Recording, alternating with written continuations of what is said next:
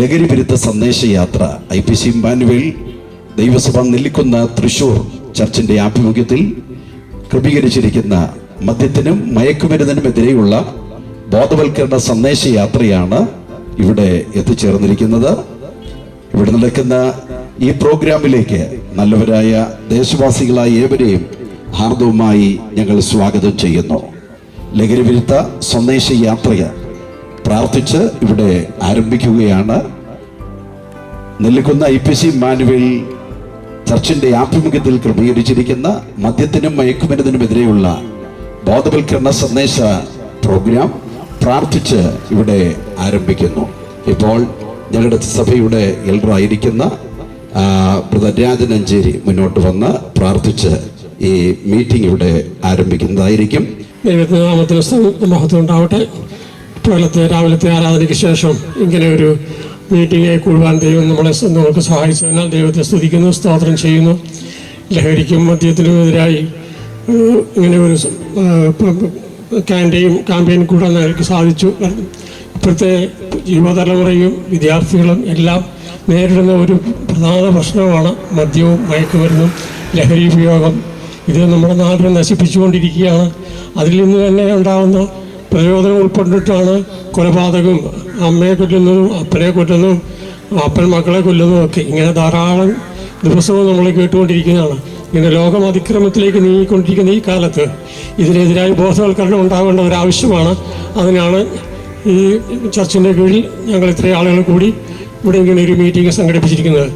എല്ലാ നാട്ടുകാരുടെയും സഹകരണവും അതിൽ നിന്ന് ഞങ്ങളുടെ മെസ്സേജിൽ നിന്ന് പ്രചോദനം ഉൾക്കൊണ്ട് ഇതിനെതിരായി പ്രവർത്തിക്കണമെന്ന് ഞങ്ങൾ ആഹ്വാനം ചെയ്യുന്നു. എല്ലാ കൃപകളും പ്രാർത്ഥിച്ചുകൊണ്ട് നമുക്ക് പ്രാർത്ഥിക്കാം. സർവശക്തനായ ഞങ്ങളുടെ സ്വർഗീയ പിതാവേ, ഈ സന്ധ്യാവേളയിലൂടെ ഇങ്ങനെ കൂടി വരുവാൻ ഞങ്ങളെ സഹായിച്ചതിനാൽ അങ്ങേ സ്തുതിക്കുന്നു, സ്തോത്രം ചെയ്യുന്നു. ഈ മീറ്റിംഗ് വളരെ അനുഗ്രഹമായിരിക്കണം. ഞങ്ങളെ കേൾക്കുന്ന ഈ നല്ലവരായ നാട്ടുകാർക്ക് അവരുടെ ഉള്ളിൽ ഇതിൽ നിന്നുള്ള മെസ്സേജ് കേൾക്കുവാനും അതിൽ ഉൾക്കൊള്ളുവാനും അതനുസരിച്ച് പ്രവർത്തിക്കുവാനും മദ്യത്തിനും മയക്കുമരുന്നിനെതിരായി പ്രവർത്തിക്കുവാനും ഒക്കെയുള്ള മനസ്ഥിതിയും സന്തോഷവും കൊടുക്കണമെന്ന് പ്രാർത്ഥിക്കുന്നു. എല്ലാ കാര്യങ്ങളും അവിടുത്തെ കരങ്ങളിൽ തരുന്നു. പാട്ടുകാരെ അവിടുത്തെ കരങ്ങളിൽ തരുന്നു. എല്ലാം നന്നായി നടക്കുവാനും സഹായിക്കണമെന്ന് പ്രാർത്ഥിക്കുന്നു. പ്രാർത്ഥന കേട്ടതിനായ സ്തോത്രം യേശുവിൻ നാമത്തിൽ തന്നെ. തുടർന്ന് പ്രൈസ് മ്യൂസിക് ഗാന ശുശ്രൂഷയ്ക്ക് നേതൃത്വം നൽകുന്നു. ദയവായി എല്ലാ പ്രിയപ്പെട്ടവരുടെയും വിലയേറിയ ശ്രദ്ധയെ ഞങ്ങൾ ഈ പ്രോഗ്രാമിലേക്ക് ഹാർദവുമായി സ്വാഗതം ചെയ്യുന്നു.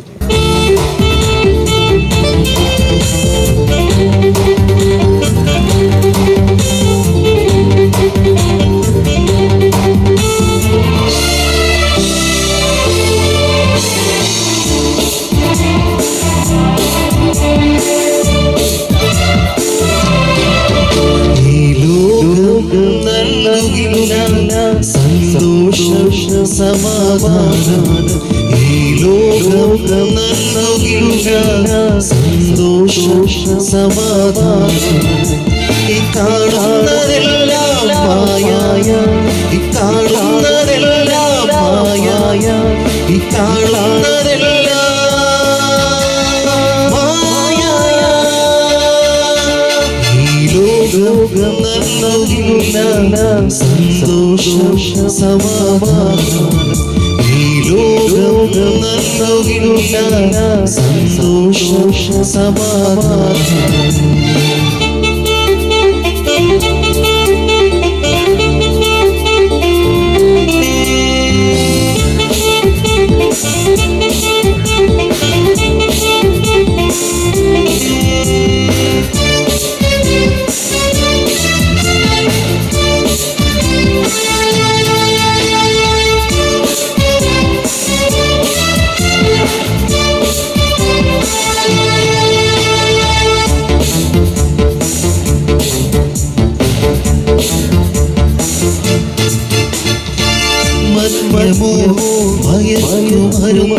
മതമോ രാഷ്ട്രീയമോ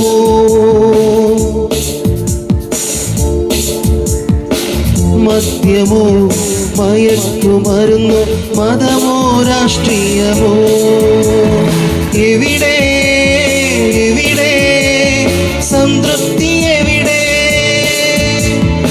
എവിടെ എവിടെ ലോക ലോകം നൽകുകില്ല സന്തോഷം സമാധാനം.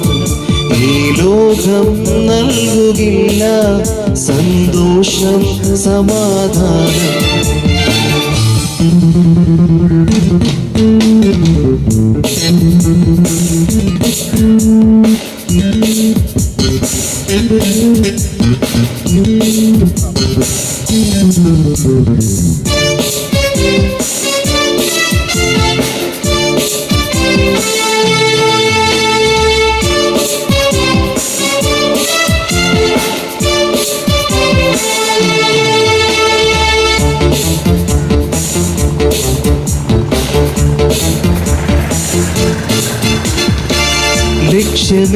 ലക്ഷ്യമെന്നറിയാതെ ഉഴലും സോദരരെ, ലക്ഷ്യമെന്നറിയാതെ ഉഴലും സോദരരെ, യൗവനകാലത്തു സൃഷ്ടാവിനെ ഓർത്തുകൊള്ളുക. യൗവനകാലത്തു സൃഷ്ടാവിനെ ഓർത്തുകൊള്ളുക. ഈ ലോകം നൽകുകില്ല സന്തോഷം സമാധാനം. ഈ ലോകം നൽകുകില്ല സന്തോഷം സമാധാനം. ഈ കാണുന്നതെല്ലാം മായ, ഈ കാണുന്നതെല്ലാം മായ, ഈ കാണുന്നതെല്ലാം മായ.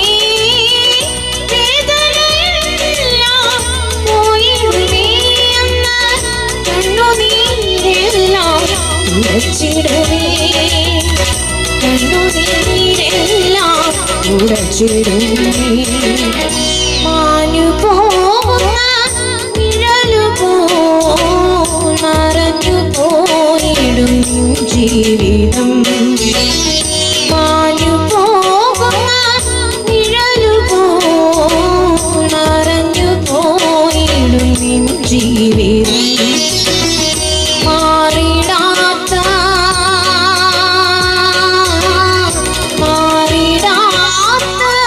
യേശുവിൽ സമർപ്പിക്കുമോ ജീവിതം മാഞ്ഞു പോകുന്ന നിഴലുപോൽ മറഞ്ഞു പോയി ജീവിതം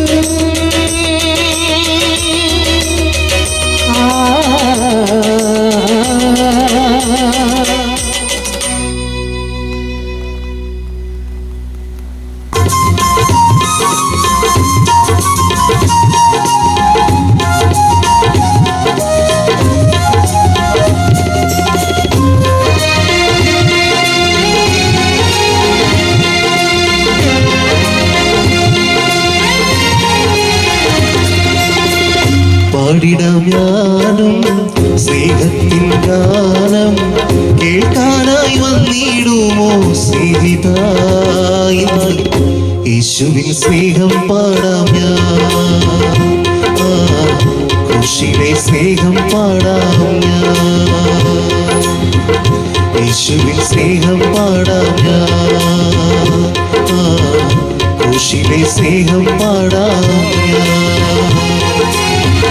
പാടിടാം ഞാനും സ്നേഹത്തിൻ ഗാനം കേൾക്കാനായി വന്നിടുമോ സ്നേഹിത യേശുവിൻ സ്നേഹം പാടാം ഞാൻ കൃഷിയിലെ സ്നേഹം പാടാം ഞാൻ യേശുവിൻ സ്നേഹം പാടാം ഞാൻ കൃഷിയിലെ സ്നേഹം പാടാം ഞാൻ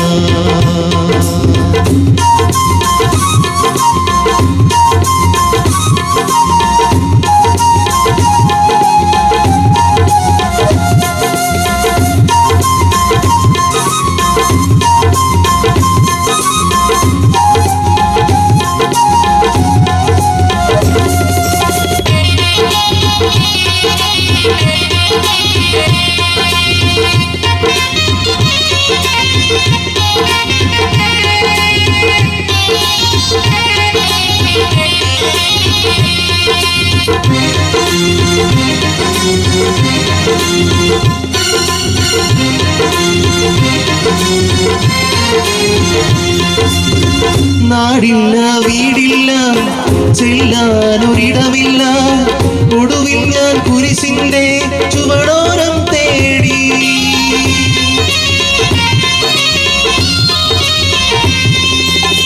നാടില്ല വീടില്ല ചെല്ലാനൊരിടമില്ല ഒടുവിൽ ഞാൻ കുരിശിന്റെ ചുവടോരം തേടി നീറുമി മനസ്സിലെ ശോകങ്ങളെല്ലാം സന്തോഷമായി മാറ്റിയ യേശുനാഥൻ നീറുമി മനസ്സിലെ ശോകങ്ങളെല്ലാം സന്തോഷമായി മാറ്റിയ യേശുനാഥൻ യേശുവിൻ നാമം ഇതത്ഭുതനാമം പാപികളിൽ കനിയുന്നൊരു നാമം യേശുവിൻ നാമം ഇതത്ഭുതനാമം പാപികളിൽ കനിയുന്നൊരു നാമം പാടിടാം ഞാനും സ്നേഹത്തിൻ ഗാനം കേൾക്കാനായി വന്നിടുമോ സ്നേഹിത യേശുവിൻ സ്നേഹം പാടാം ഞാൻ ക്രൂശിലെ സ്നേഹം പാടാം ഞാൻ യേശുവിൻ സ്നേഹം പാടാം ഞാൻ ക്രൂശിലെ സ്നേഹം പാടാം ഞാൻ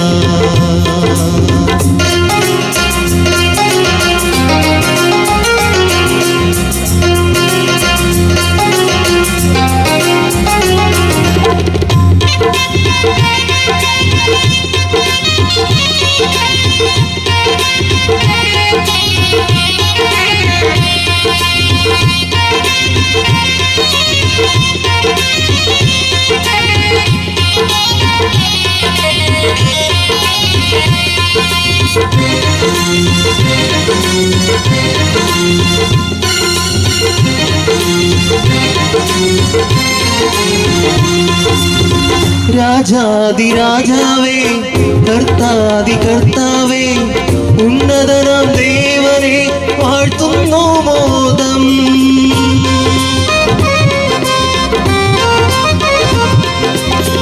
രാജാതിരാജാവേ കർത്താതി കർത്താവേ ഉന്നതനാം ദേവനെ വാഴ്ത്തുന്നു മോദം.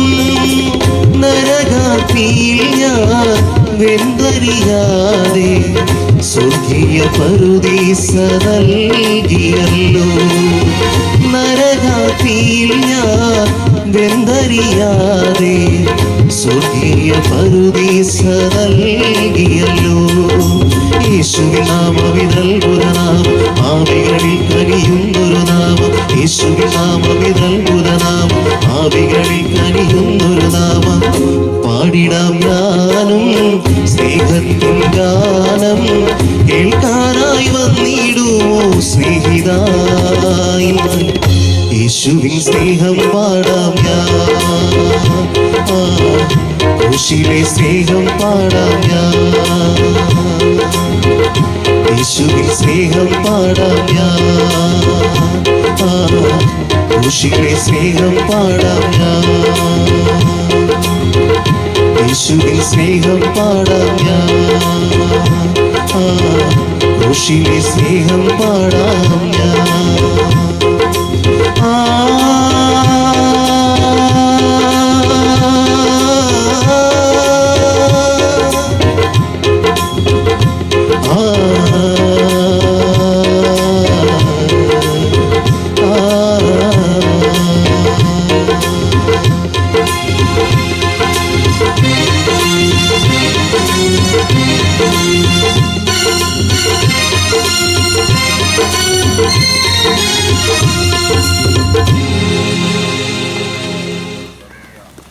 വല്ലിക്കുള്ളിൽ ഭവനങ്ങളിലൊക്കെ ഇരുന്ന് ഞങ്ങളെ ശ്രദ്ധിക്കുന്ന മാന്യ കേൾവിക്കാർക്ക് ക്രിസ്തേശുവിന്റെ നാമത്തിൽ സ്നേഹവന്ദനത്തെ അറിയിക്കുന്നു.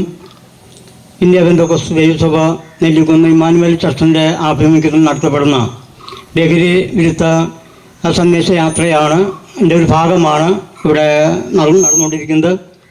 ഈ സന്ദേശത്തിലേക്ക് ഏവരെയും ഹാർദവമായിട്ട് ഞങ്ങൾ സ്വാഗതം ചെയ്യുന്നു. ഇതുവരെ നമ്മൾ ശ്രമിച്ചുകൊണ്ടിരുന്ന മനോഹരമായ ചില ഗാനങ്ങൾ കേൾക്കുകയായിരുന്നു. ആ ഗാനങ്ങൾ അവതരിപ്പിച്ചത് പ്രൈസ് മ്യൂസിക് തൃശ്ശൂരാണ് അവതരിപ്പിച്ചത്. തുടർന്ന് നമുക്ക് ഒരു ചെറിയ സന്ദേശം കേൾക്കാം. ആ സന്ദേശം നിങ്ങൾക്ക് വേണ്ടി തരുന്നത് ഞങ്ങളുടെ ഇടയിലുള്ള സഹോദരി ജിങ്കിൾ ബാബു ആണ്. ആ സഹോദരിയെ ക്ഷണിക്കുന്നു. IPC ഇമ്മാനുവൽ സഭയുടെ നേതൃത്വത്തിൽ ചില മാസങ്ങളായി നടന്നു വരുന്ന ലഹരി വിരുദ്ധ സന്ദേശയാത്രയിൽ ഇന്ന് എനിക്ക് സംബന്ധിപ്പാൻ ദൈവം നൽകിയ നല്ല അവസരത്തിനായി ഞാൻ ദൈവത്തോട് നന്ദി പറയുന്നു. അതോടൊപ്പം ഈ അഞ്ചേരിച്ചിറയിലുള്ള എല്ലാ നല്ലവരായ നാട്ടുകാർക്കും ഇവിടെ എൻ്റെ ശബ്ദപരിധിക്കുള്ളിൽ എന്നെ കേട്ടുകൊണ്ടിരിക്കുന്ന വാഹനങ്ങളിൽ യാത്ര ചെയ്യുന്നവർ, അതുപോലെ ഇവിടെ എൻ്റെ ശബ്ദം കേട്ടുകൊണ്ടിരിക്കുന്ന എല്ലാ പ്രിയപ്പെട്ടവർക്കും യേശുക്രിസ്തുവിൻ്റെ ധന്യമുള്ള നാമത്തിൽ എൻ്റെ സ്നേഹവന്ദനം ആദ്യമായി അറിയിക്കുന്നു. ഈ ലഹരി വിരുദ്ധ സന്ദേശയാത്രയിൽ സംബന്ധിപ്പാൻ ഇവിടെ നിൽക്കുന്ന ആരെക്കാളും യോഗ്യതയുള്ള ഒരാളാണ് ഞാനെന്ന് എനിക്ക് തോന്നിയിട്ടുണ്ട്. കാരണം എൻ്റെ പിതാവ് ഇങ്ങനെ ഒരു ലഹരിക്ക് അടിമയായി തൻ്റെ ജീവിതം ഒരുപാട് നാളുകൾ ജീവിച്ചു തീർത്ത ഒരു മനുഷ്യനാണ് അദ്ദേഹം. എനിക്ക് ഓർമ്മ വെച്ച നാൾ മുതൽ താൻ മദ്യം കഴിക്കാതെ വരുന്ന ഒരു ദിവസം ഞങ്ങൾ കണ്ടിട്ടില്ല. അദ്ദേഹം ചെറുപ്രായത്തിൽ തന്നെ എന്നും ഞങ്ങളുടെ വീട്ടിൽ വഴക്കാണ്. കാരണം മദ്യം കഴിച്ചു വന്നാൽ അദ്ദേഹത്തിൻ്റെ സ്വഭാവം തന്നെ വളരെ ചേഞ്ച് ആയിട്ടുള്ളതാണ്. കാരണം എന്നും ഞങ്ങളുടെ വീട്ടിൽ വഴക്കാണ്. ഞങ്ങൾക്കൊരു സമാധാനവും ഞങ്ങളുടെ ജീവിതത്തിൽ ഞങ്ങൾ അനുഭവിച്ചിട്ടില്ല. ഒരു ചെറിയ കുട്ടി ആ പ്രായത്തിൽ ഒരു അപ്പൻ്റെ പിതൃവാത്സല്യം അനുഭവിക്കേണ്ട പ്രായത്തിൽ എന്നും ഞങ്ങൾക്ക് വളരെ ദുഃഖമായിരുന്നു. ഉറങ്ങാൻ കഴിയാത്ത രാത്രികൾ ഒരുപാട് ഞങ്ങളുടെ ജീവിതത്തിൽ ഉണ്ടായിട്ടുണ്ട്. ഉറക്കം വിളിച്ച് ചില രാത്രികളിൽ വീടിൻ്റെ അകത്തു പോലും കയറാൻ സാധിക്കാതെ റോഡിലും മറ്റ് അടുത്തുള്ള ഭവനങ്ങളിലുമൊക്കെ ഇരുന്ന് ഞങ്ങളുടെ രാത്രികൾ വെളുപ്പിച്ച ദിവസങ്ങളും ഞങ്ങൾ ഓർക്കുന്നു. എന്നാൽ ചില നാളുകൾക്ക് ഇപ്പുറം അതിൽ നിന്നൊക്കെ ഒരു വിടുതൽ ഞങ്ങൾക്ക് ലഭിച്ചു. കഴിഞ്ഞ 10 വർഷങ്ങൾക്ക് മുമ്പേ എൻ്റെ പിതാവ് തൻ്റെ മദ്യം കഴിക്കുന്നതിൽ നിന്ന് താൻ തൻ്റെ മദ്യപാനം പൂർണ്ണമായി ഒഴിവാക്കി. ഇന്ന് ഞങ്ങൾ അനുഭവിക്കുന്ന ഒരു സമാധാനവും സന്തോഷവുമുണ്ട്. ഒരുപാട് നാളുകൾ കരഞ്ഞു തീർത്തു. എൻ്റെ പിതാവ് ഓർമ്മ വെച്ച നാൾ മുതൽ മദ്യം കഴിച്ച് ചിലപ്പോഴൊക്കെ സ്കൂളിലേക്ക് കയറി വരുന്നത് ഞാൻ കണ്ടിട്ടുണ്ട്. അപമാനഭാരം വളരെയധികം അനുഭവിച്ചിട്ടുണ്ട്. ടീച്ചേഴ്സിന് മുന്നിലും ഞങ്ങളുടെ കൂട്ടുകാരുടെ മുമ്പിലൊക്കെ അപമാനിച്ച് തലതാഴ്ത്തി നിൽക്കുന്ന അവസ്ഥകൾ ഞങ്ങളുടെ ജീവിതത്തിൽ വന്നിട്ടുണ്ട്. ഞങ്ങളുടെ ആ പ്രായത്തിൽ ഞങ്ങളെപ്പറ്റി, ഞങ്ങളുടെ വിദ്യാഭ്യാസത്തെ പറ്റിയോ ഞങ്ങളുടെ ഭാവിയെ പറ്റിയോ ഒന്നും ചിന്തിക്കാതെ തനിക്ക് കിട്ടുന്ന സമ്പാദ്യം മുഴുവൻ താൻ അത് മദ്യശാലകളിൽ കൊണ്ടുകൊടുക്കുന്ന അവസ്ഥയായിരുന്നു.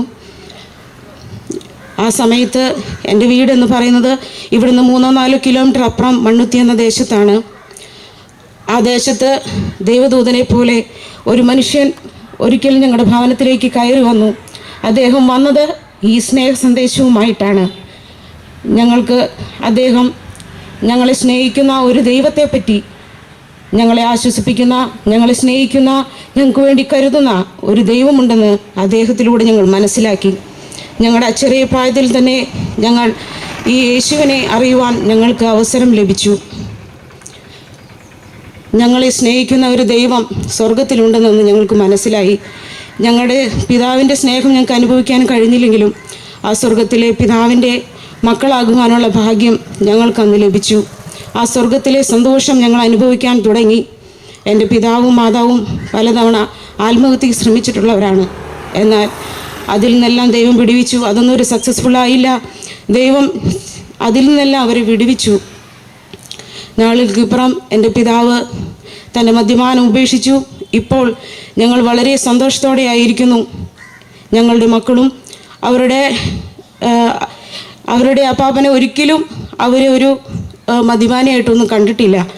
കാരണം അവർക്ക് വളരെ സ്നേഹിക്കുന്ന അവരുടെ കൊച്ചുമക്കൾ അവരുടെ അപ്പച്ചനെ വളരെയധികം സ്നേഹിക്കുന്നു. ആ രീതിയിലേക്ക് തൻ്റെ മദ്യപാനം ഉപേക്ഷിച്ചത് മൂലം ഞങ്ങളുടെ വീട്ടിൽ സമാധാനം ഞങ്ങൾ അനുഭവിക്കാൻ തുടങ്ങി. ഇന്ന് നമ്മുടെ കേരളത്തിൽ നമ്മളെപ്പോഴും നമ്മുടെ കേരളത്തെ പറ്റി അഭിമാനം കൊള്ളുന്നവരാണ്. നമ്മുടെ കേരളം എന്ന് പറയുന്നത് വളരെ പച്ചപ്പ് നിറഞ്ഞ, ശാന്തിയും സമാധാനവും നിറഞ്ഞ ഒരു ഭൂപ്രദേശമാണ്.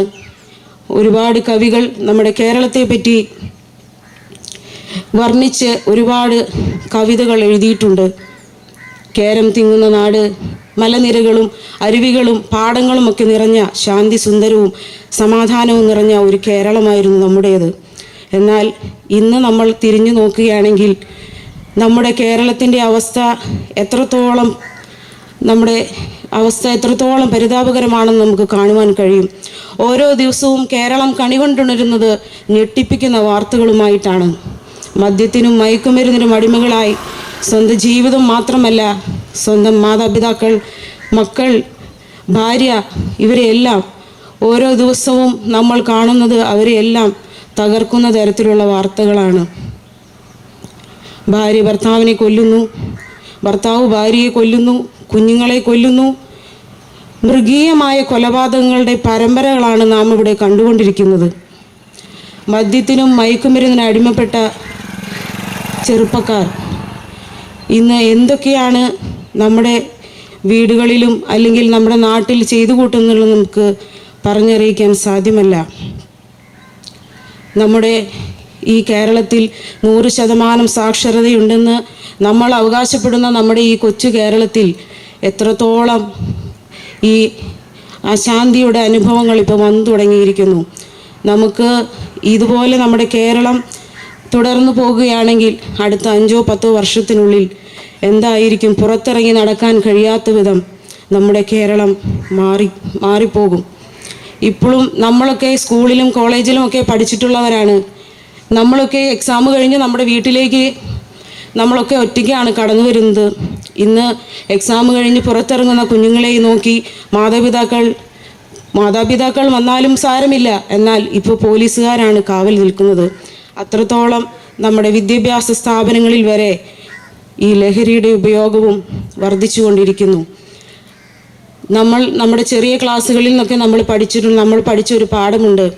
ഒരു വ്യക്തി നന്നായാൽ കുടുംബം നന്നാവുന്നു, ഒരു കുടുംബം നന്നായാൽ സമൂഹം നന്നാവുന്നു, സമൂഹം നന്നായാൽ ഒരു ദേശം നന്നാവുന്നു, ഒരു നാട് നന്നായാൽ ഒരു രാജ്യം തന്നെ നന്നാവുന്നു. എന്നാൽ ഇന്ന് ചെറിയ പ്രായത്തിലുള്ള നമ്മുടെ സ്കൂൾ കുട്ടികളെ ടാർഗറ്റ് ചെയ്തുകൊണ്ട് ലഹരി മാഫിയകൾ മുളയിലെ നുള്ളുന്ന ഒരു രീതിയിലേക്ക് നമ്മുടെ രാജ്യത്തിനെ തന്നെ തകർക്കാൻ കഴിയുന്ന ലഹരി വസ്തുക്കൾ അവരെ അടിച്ചേൽപ്പിക്കുന്ന നമുക്ക് കാണാൻ സാധിക്കുന്നു. ഇതിനൊക്കെ എന്താണ് കാരണം? നമ്മുടെ കുഞ്ഞുങ്ങളൊക്കെ ഇതിന് അടിമപ്പെട്ടു പോകുന്നു. വർണ്ണക്കടലാസുകൾ പൊതിഞ്ഞ് മിഠായികൾ കഞ്ചാവ് മിഠായികളായി പുറത്തു വരുന്നു. മയക്കുമരുന്ന് ചാലിച്ച ഡയറി മിൽക്കിൽ വരെ മയക്കുമരുന്ന് ചാലിച്ച് കഴിച്ചു എന്ന വാർത്തകളും നമ്മൾ കണ്ടിട്ടുണ്ട്. ഇത്തരത്തിൽ കുഞ്ഞുങ്ങളെ തൊട്ട് യൗവനക്കാരെ വരെ ടാർഗറ്റ് ചെയ്തുകൊണ്ട് ഒരു ലഹരി മാഫിയ നമ്മുടെ രാജ്യത്ത് പ്രവർത്തിച്ചു കൊണ്ടിരിക്കുന്നു. നമ്മളിത് തിരിച്ചറിയേണ്ട കാലം വളരെ അടുത്തു. കാരണം ഇതിൻ്റെ പുറകിലൊരു ഉദ്ദേശമുണ്ട്, നമ്മുടെ രാജ്യത്തെ തകർത്ത് കളയുന്ന ഒരു ഉദ്ദേശം. അത് നമ്മുടെ ചെറുപ്പക്കാരും നമ്മുടെ കുഞ്ഞുങ്ങളും മനസ്സിലാക്കണം. ഇത് ഒരു തവണ ഉപയോഗിച്ചാൽ വീണ്ടും വീണ്ടും ഉപയോഗിക്കാൻ തോന്നുന്ന തരത്തിൽ ഉള്ള ലഹരികളാണ് ഇന്ന് വിപണിയിൽ വന്നിറങ്ങുന്നത്. മറ്റു ആൾക്കാരുടെ പ്രേരണ മുഖാന്തരമോ ഇന്ന് ലഹരി കുഞ്ഞുങ്ങൾ മുതൽ യൗവനക്കാർ വരെ ഉപയോഗിക്കാനുള്ള വലിയ ഒരു കാരണം എന്ന് പറയുന്നത് സോഷ്യൽ മീഡിയയും സിനിമയും മറ്റുള്ള മാധ്യമങ്ങളുമാണ് എന്ന് നമുക്ക് തർക്കം കൂടാതെ പറയാം. അതിനുള്ള ഒരു കാരണം ഇന്നിറങ്ങുന്ന പല സിനിമകളും പ്രേരിതമായി പലതും ഇവിടെ നമ്മുടെ നാട്ടിൽ നടന്നുകൊണ്ടിരിക്കുന്നു. ഒരു കൊലപാതകം കഴിഞ്ഞ് അതിൻ്റെ ചുരുളഴിഞ്ഞു കഴിയുമ്പോൾ അടുത്ത ദിവസം പത്രത്തിൽ നമുക്ക് കാണാൻ സാധിക്കും ഇന്ന സിനിമയുടെ മോഡൽ കൊലപാതകങ്ങളല്ല കൊലപാതക പരമ്പരകളാണ് ഇവിടെ നടന്നുകൊണ്ടിരിക്കുന്നത്. ഈ അടുത്ത കാലത്ത് നമ്മൾ കണ്ടിട്ടുള്ള 23 വയസ്സ് മാത്രം പ്രായമുള്ള ഒരു ആൺകുട്ടി തന്നെ സ്നേഹിച്ച പെൺകുട്ടിയെ അടക്കം 5 പേരെ തലക്കടിച്ച് വളരെ മൃഗീയമായി കൊന്നു എന്നുള്ള വാർത്ത നമ്മളെല്ലാം ഞെട്ടലോടെ കേട്ടിട്ടുണ്ട്. ആ കുട്ടിയുടെ പശ്ചാത്തലം എടുത്തു നോക്കിയാൽ അവനൊരു ക്രിമിനൽ ബാക്ക്ഗ്രൗണ്ടുള്ള കുട്ടിയല്ല. എന്തുകൊണ്ടാണ് ആ കുട്ടി അങ്ങനെ ചെയ്തത്? നമ്മൾക്ക് നിസ്സംശയം പറയാൻ പറ്റുന്ന ഒരു കാര്യം, അവനെ സ്വാധീനിച്ചത് ഇങ്ങനെയുള്ള സോഷ്യൽ മീഡിയയും സിനിമയുമാണെന്ന് പറയുന്നതിൽ ഒരു തർക്കവുമില്ല. ഇന്ന് നമ്മൾ വിചാരിക്കുന്നത് മദ്യവും മയക്കുമരുന്നുമാണ് ലഹരി എന്ന നിലയിൽ നമ്മളെ രാജ്യത്തെ അല്ലെങ്കിൽ നമ്മുടെ കുടുംബങ്ങളെ തകർത്തുകൊണ്ടിരിക്കുന്നതാണ്. ഒരിക്കലുമല്ല. നമ്മൾ എൻ്റർടൈൻമെൻറ്റിന് വേണ്ടി കാണുന്ന സിനിമകൾ 2-3 മണിക്കൂർ നമുക്ക് എൻ്റർടൈൻമെൻറ്റിന് വേണ്ടി കാണുന്ന സിനിമകളും സീരിയലുകളും ഒക്കെ നമ്മുടെ കുടുംബജീവിതത്തെ വളരെയധികം ദോഷകരമായി ബാധിക്കുന്നുണ്ട്. നിങ്ങൾക്ക് നോക്കാൻ കഴിയുമോ? ഒരു സീരിയൽ നിങ്ങൾ കണ്ടു എന്നിരിക്കട്ടെ, നിങ്ങൾക്ക് 1/2 മണിക്കൂർ നിങ്ങളത് കാണുമ്പോൾ അതിൽ എത്രത്തോളം നല്ല കഥാപാത്രങ്ങൾ നിങ്ങൾക്ക് കാണാൻ കഴിയും. എല്ലാ സീരിയലിലും വരുന്നത് നെഗറ്റിവിറ്റിയുള്ള കഥാപാത്രങ്ങളുമായിട്ടാണ്. ജനങ്ങളെ അടുത്ത ദിവസം വീണ്ടും കാണാൻ പ്രേരിപ്പിക്കുന്ന തരത്തിലുള്ള കഥാപാത്രങ്ങളിലൂടെ അത് കടന്നു പോകുന്നു. ഓരോ കുടുംബങ്ങളും നമ്മൾ വിചാരിക്കുന്നില്ല തകർന്നു പോകുമെന്ന്, എന്നാൽ ഇതിൻ്റെ എല്ലാ ഇമ്പാക്റ്റ് ആ കുടുംബങ്ങളിലും വ്യക്തികളിലും കാണാനായിട്ട് സാധിക്കും. സിനിമകൾ, സോഷ്യൽ മീഡിയകളൊക്കെ നമ്മുടെ കുഞ്ഞുങ്ങളെയും നമ്മളെയൊക്കെ ഒരുപാട് ബാധിക്കുന്നുണ്ട്. മദ്യവും മയക്കുമരുന്നും നമ്മുടെ ജീവിതത്തിൽ നമ്മളെ അടിമകളാക്കാൻ നമ്മൾ അനുവദിക്കാൻ പാടില്ല. കാരണം ഇത് മുഴുവൻ നമ്മളെ നശിപ്പിക്കുന്നതാണ്, നമ്മുടെ രാജ്യത്തെ നശിപ്പിക്കുന്നതാണ്. ഇന്ന് രാവിലെ മുതൽ വൈകുന്നേരം വരെ നമ്മൾ പണിയെടുത്തു. അത് മുഴുവൻ നമ്മൾ ബീവറേജിലെല്ലാം കൊണ്ടുപോയി നമ്മൾ കുപ്പി വാങ്ങും. ക്വാർട്ടറും പൈൻറ്റും ഫുള്ളൊക്കെ വാങ്ങി നമ്മൾ വീട്ടിലേക്ക് വരും. നമ്മളതിന് കൊടുക്കുന്ന വില എത്രയാണ് നമ്മൾ ചിന്തിക്കാറില്ല. നിങ്ങൾ വാങ്ങുന്ന ഓരോ ബോട്ടിലിനും 100% മുതൽ അതിന് മുകളിലേക്കാണ് നിങ്ങൾ ടാക്സ് കൊടുക്കുന്നത്. ഇത്രയധികം പൈസ കൊടുത്ത് നിങ്ങളിത് വാങ്ങി നിങ്ങളുടെ ശരീരവും നിങ്ങളുടെ കുടുംബത്തിൻ്റെ സമാധാനവും നശിപ്പിക്കുമ്പോൾ നിങ്ങളുടെ മക്കളും ഭാര്യയും മാതാപിതാക്കളും അനുഭവിക്കേണ്ട നന്മയാണ് നിങ്ങളവിടെ കൊണ്ടുകൊടുക്കുന്നത്. നമ്മുടെ ഗവൺമെൻറ്റിൻ്റെ ഇന്നത്തെ ഏറ്റവും വലിയ വരുമാന മാർഗം എന്ന് പറയുന്നത് 1 മദ്യവും 2 ലോട്ടറിയുമാണ്. ഈ മദ്യ കച്ചവടത്തിലൂടെയാണ് ഇന്ന് കേരളത്തിൽ നമ്മൾ നോക്കുകയാണെങ്കിൽ മദ്യം കുടിക്കുകയാണോ ഒഴുകുകയാണോ എന്ന് വരെ ചിന്തിക്കേണ്ട അവസ്ഥയിലേക്ക് കാര്യങ്ങൾ നീങ്ങിക്കൊണ്ടിരിക്കുന്നു. ഇതിൻ്റെ വ്യാപനം വളരെ അധികമായിരിക്കുന്നു. നമ്മുടെ തലമുറകൾ ഇന്ന് കഴിഞ്ഞ ദിവസം 10ാം ക്ലാസ്സിൻ്റെ പരീക്ഷ കഴിയുന്ന ദിവസം വന്ന വാർത്തയാണ്. ഒരു കുട്ടി 10ാം ക്ലാസ്സിൽ 15 വയസ്സ് മാത്രം പ്രായമുള്ള ആ പൈതൽ അവൻ സ്കൂളിലേക്ക് പോയത് അവൻ്റെ ബാഗിൽ മദ്യക്കുപ്പിയും കൊണ്ടാണെന്നുള്ള വാർത്ത നാം കണ്ടു കഴിഞ്ഞു. ഇന്ന് അവൻ്റെ വിദ്യാഭ്യാസത്തേക്കാൾ അവൻ പ്രാധാന്യം കൽപ്പിക്കുന്നത് ലഹരിക്കാണ്. മാതാപിതാക്കൾ കൈയോടെ മക്കളെ കൂട്ടിക്കൊണ്ടുവരുന്നു. കാരണം വീട്ടിൽ നിന്ന് വിളിച്ചിറക്കി കൊണ്ടുപോയി 16 വയസ്സ് മാത്രം പ്രായമുള്ള ഒരു +2 പഠിക്കുന്ന പയ്യനെ തലയ്ക്കടിച്ച് കൊന്നു എന്ന വാർത്ത നമ്മൾ കേട്ടിട്ടുള്ളതാണ്. കുഞ്ഞുങ്ങളുടെ ഉള്ളിൽ മുഴുവൻ വിഷമാണ്. ഇന്ന് കാണുന്ന ഈ സോഷ്യൽ മീഡിയയിലൂടെയും ഇന്ന് കാണുന്ന ചലച്ചിത്രങ്ങളിലൂടെയും എല്ലാം കാണുന്ന ഈ ക്രൂരത, അല്ലെങ്കിൽ അതെല്ലാം ഇവരുടെ ജീവിതത്തിൽ ഇവർ സ്വാധീനിക്കുന്നതെന്നായി നമുക്ക് കാണാനായിട്ട് സാധിക്കും. ഈ അടുത്തിറങ്ങിയിട്ടുള്ള ഒരു പ്രശസ്ത ചിത്രം, അതിൻ്റെ ഒരു ഇമ്പാക്റ്റാണ് നമ്മൾ അന്ന് അഫാൻ എന്ന ചെറുപ്പക്കാരനിലൂടെ കാണുവാനായിട്ട് സാധിച്ചത്. ഇത്തരത്തിൽ ജീവിതത്തെ മുഴുവൻ നാശത്തിലേക്ക് നയിക്കുന്ന ലഹരിയെ വിട്ട് നമ്മൾ തിരിയേണ്ടത് ഏറ്റവും ആവശ്യമായിരിക്കുന്നു. നമ്മൾ ഓരോരുത്തരും ഉണർന്ന് പ്രവർത്തിക്കേണ്ട കാലം ഏറ്റവും അടുത്തിരിക്കുന്നു. എന്താണ് ഇതിൽ നിന്ന് ഈ നമ്മുടെ കുഞ്ഞുങ്ങളെ രക്ഷിക്കാനുള്ള ഒരു മാർഗം എന്ന് ചോദിച്ചാൽ, നിങ്ങൾ അവരെ ചെറുപ്രായത്തിൽ തന്നെ ദൈവഭക്തിയുള്ളവരായി വളർത്തണം. നമ്മുടെ കുഞ്ഞുങ്ങൾക്ക് നല്ല പാഠങ്ങൾ പറഞ്ഞു കൊടുക്കണം. ഇന്നെല്ലാം അണുകുടുംബങ്ങളാണ്. പണ്ട് കൂട്ടുകുടുംബങ്ങളിലായിരുന്നപ്പോൾ അവർക്ക് സംസാരിക്കാൻ ഒരുപാട് സമയമുണ്ടായിരുന്നു. ഇന്ന് പാരൻസ് മുഴുവൻ ജോലിക്ക് കടന്നു പോകുന്നു. അവർക്ക് മക്കളെ നോക്കാൻ സമയമില്ല, സംസാരിക്കാൻ സമയമില്ല. കോവിഡ് എന്ന പേര് നമ്മളെല്ലാവരും മറന്നു തുടങ്ങിയിരിക്കുന്നു. എന്നാൽ ആ കോവിഡ് കൊണ്ടുവന്ന ഒരു ഇമ്പാക്റ്റ് ഇപ്പോഴും നമ്മുടെ ജീവിതത്തിലുണ്ട്. ആ കൊറോണ മുഖാന്തരം ഇന്ന് എല്ലാ കുഞ്ഞുങ്ങളുടെ കയ്യിലും മൊബൈൽ ഫോണുകൾ കടന്നു വന്നു. ആ മൊബൈൽ ഫോൺ ഉപയോഗിച്ച് ഇന്ന് ആ കുട്ടികൾ മുഴുവൻ സമയം ചെലവഴിക്കുന്ന മൊബൈൽ ഫോണിലാണ്. ഇതെല്ലാം അവരുടെ ജീവിതത്തെ സ്വാധീനിക്കുന്നുണ്ട്. നമ്മൾ ചിന്തിക്കേണ്ട ഒരു കാര്യമുണ്ട്. നമ്മൾ അറിഞ്ഞോ അറിയാതെയൊക്കെ നമ്മുടെ കുഞ്ഞുങ്ങളുടെ നാശത്തിന് നമ്മൾ കാരണമാകുന്നു എന്നുള്ളത് നാം ചിന്തിക്കേണ്ടത് ഏറ്റവും അത്യന്താപേക്ഷിതമായ കാര്യമാണ്. നമ്മുടെ ജീവിതത്തിൽ സമാധാനമില്ല, സന്തോഷമില്ലാതെ ഇരിക്കുന്ന പ്രിയപ്പെട്ടവരോട് എനിക്ക് പറയാനുള്ള ഒരു കാര്യം, നിങ്ങളുടെ ജീവിതത്തിൽ സന്തോഷം തരുന്ന, സമാധാനം തരുന്നത് ഈ നിമിഷ നേരങ്ങൾ മാത്രം നമ്മളെ സന്തോഷിപ്പിക്കുന്ന അല്ലെങ്കിൽ ആസ്വദിപ്പിക്കുന്ന ഈ ലഹരി എന്ന ഈ മഹാവിപത്തിനെ നിങ്ങൾ ഉപേക്ഷിക്കണം. കാരണം ഇത് നിങ്ങളുടെ കുടുംബങ്ങളെ തകർക്കാൻ ശക്തിയുള്ളതാണ്. നിമിഷ നേരങ്ങൾ മാത്രം നമ്മൾ ചിന്തിക്കും, ഒരു ഷോ അല്ലെങ്കിൽ നമ്മൾ അരമണിക്കൂർ കാണുന്ന ഒരു ഷോ, നമ്മളെ ഒരു കോമഡി ഷോ നിങ്ങൾ കണ്ടാൽ അരമണിക്കൂർ നിങ്ങൾ ചിരിക്കും. പക്ഷേ അടുത്തൊരു 30 മിനിറ്റ് ചിരിക്കാൻ നിങ്ങൾക്ക് പിന്നെ സാധിക്കില്ല. ആ കാണുന്ന സമയം മാത്രമാണ് നിങ്ങൾക്കതൊരു ആശ്വാസമായി നിങ്ങൾ കാണുന്നതെങ്കിൽ നിങ്ങളുടെ ജീവിതത്തിലെ സന്തോഷവും സമാധാനവും തരുവാൻ ഈ ലോകത്തിൽ നടക്കുന്ന ഒന്നിനും സാധ്യമല്ല എന്നുള്ളത് നിങ്ങൾ ഓർക്കണം. പലപ്പോഴും നമ്മുടെ നീറുന്ന ജീവിത സാഹചര്യങ്ങളിൽ ഒറ്റപ്പെട്ട അവസ്ഥയിലൊക്കെ നമ്മൾ ചിന്തിക്കും, ദൈവമുണ്ടോ? എൻ്റെ വേദന അറിയുന്ന, എൻ്റെ ദുഃഖം അറിയുന്ന, എനിക്ക് സമാധാനം തരാൻ കഴിയുന്ന ദൈവമുണ്ടോ എന്നൊക്കെ പലപ്പോഴും നമ്മൾ ചിന്തിക്കാറുണ്ട്. വിശുദ്ധ ബൈബിൾ ഇങ്ങനെ പറയുന്നു, ദൈവം തൻ്റെ സ്വരൂപത്തിലും സാദൃശ്യത്തിലും മനുഷ്യനെ സൃഷ്ടിച്ചുവെന്ന്.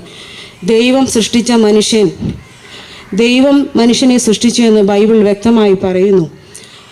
9 മാസം ബഹിരാകാശ പേടകത്തിൽ പെട്ടുപോയ ബിച്ച് വിൽമോർ എന്ന വ്യക്തി അവിടെ നിന്ന് കടന്നു വന്നതിന് ശേഷം മാധ്യമങ്ങളോട് ഇപ്രകാരം പറഞ്ഞു, ഇതിനെയെല്ലാം നിയന്ത്രിക്കുന്ന ഒരു ശക്തിയുണ്ട്, ഒരു ദൈവമുണ്ട് എന്ന്.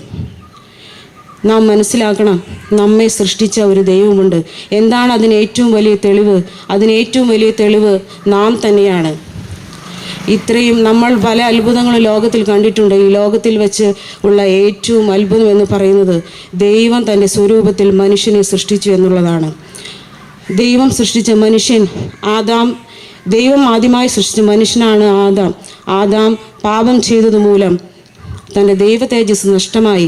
അവൻ അനുസരണക്കേട് ചെയ്യുന്നു, പാപിയായി തീർന്നു. ആ ആദാമിൻ്റെ സന്തതിയായി ജനിച്ച് ഈ ഭൂമിയിൽ ജനിച്ച നമ്മളേവരും പാപികളാണെന്ന് വിശുദ്ധ ബൈബിൾ നമ്മളെ ഓർമ്മിപ്പിക്കുന്നു. നമ്മൾക്ക് പാപമോചനം ലഭിക്കാൻ എന്താണ് മാർഗം? നമ്മുടെ പിതാവായ ദൈവം തൻ്റെ പുത്രൻ പാപം ചെയ്തിട്ടല്ല എങ്കിലും തൻ്റെ പുത്രനെ നമുക്ക് വേണ്ടി ഈ ഭൂമിയിലേക്ക് അയച്ചു. 2025 വർഷങ്ങൾക്ക് മുൻപ് മറിയുടെയും തച്ചനായ ജോസഫിൻ്റെയും മകനായി ഈ ഭൂമിയിൽ യേശുക്രിസ്തു ജനിച്ചു.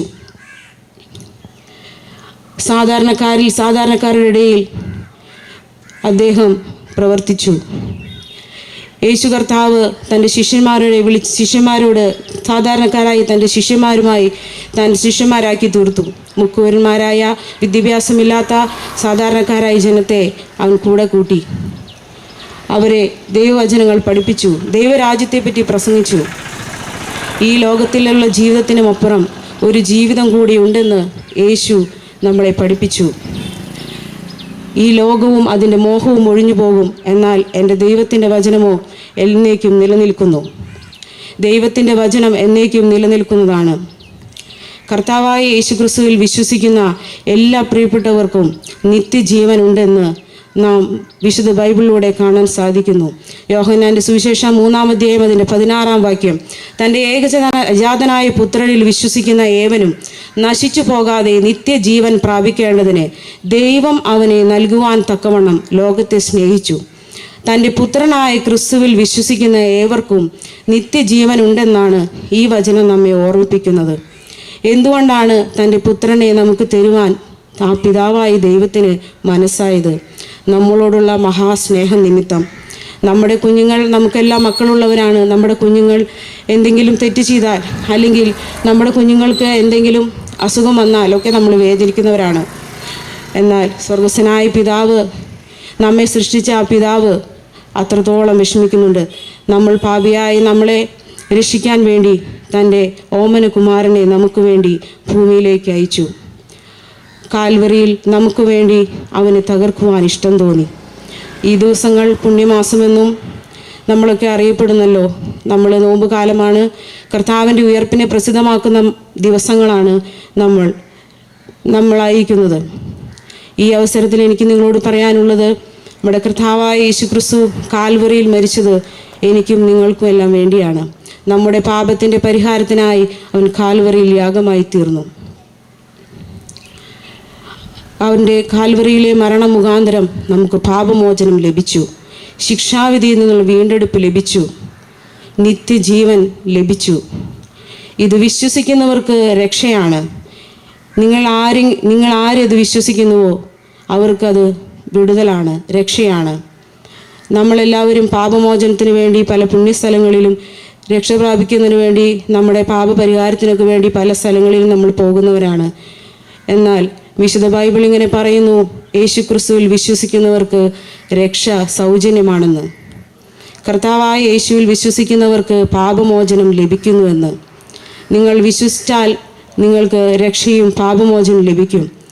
ഈ ലോകത്തിലെ ജീവിതത്തിനുമപ്പുറം ഒരു ജീവിതം ഉണ്ട് എന്നുള്ളത് നാം മറന്നു പോകരുത്. കർത്താവായ യേശുക്രിസ്തു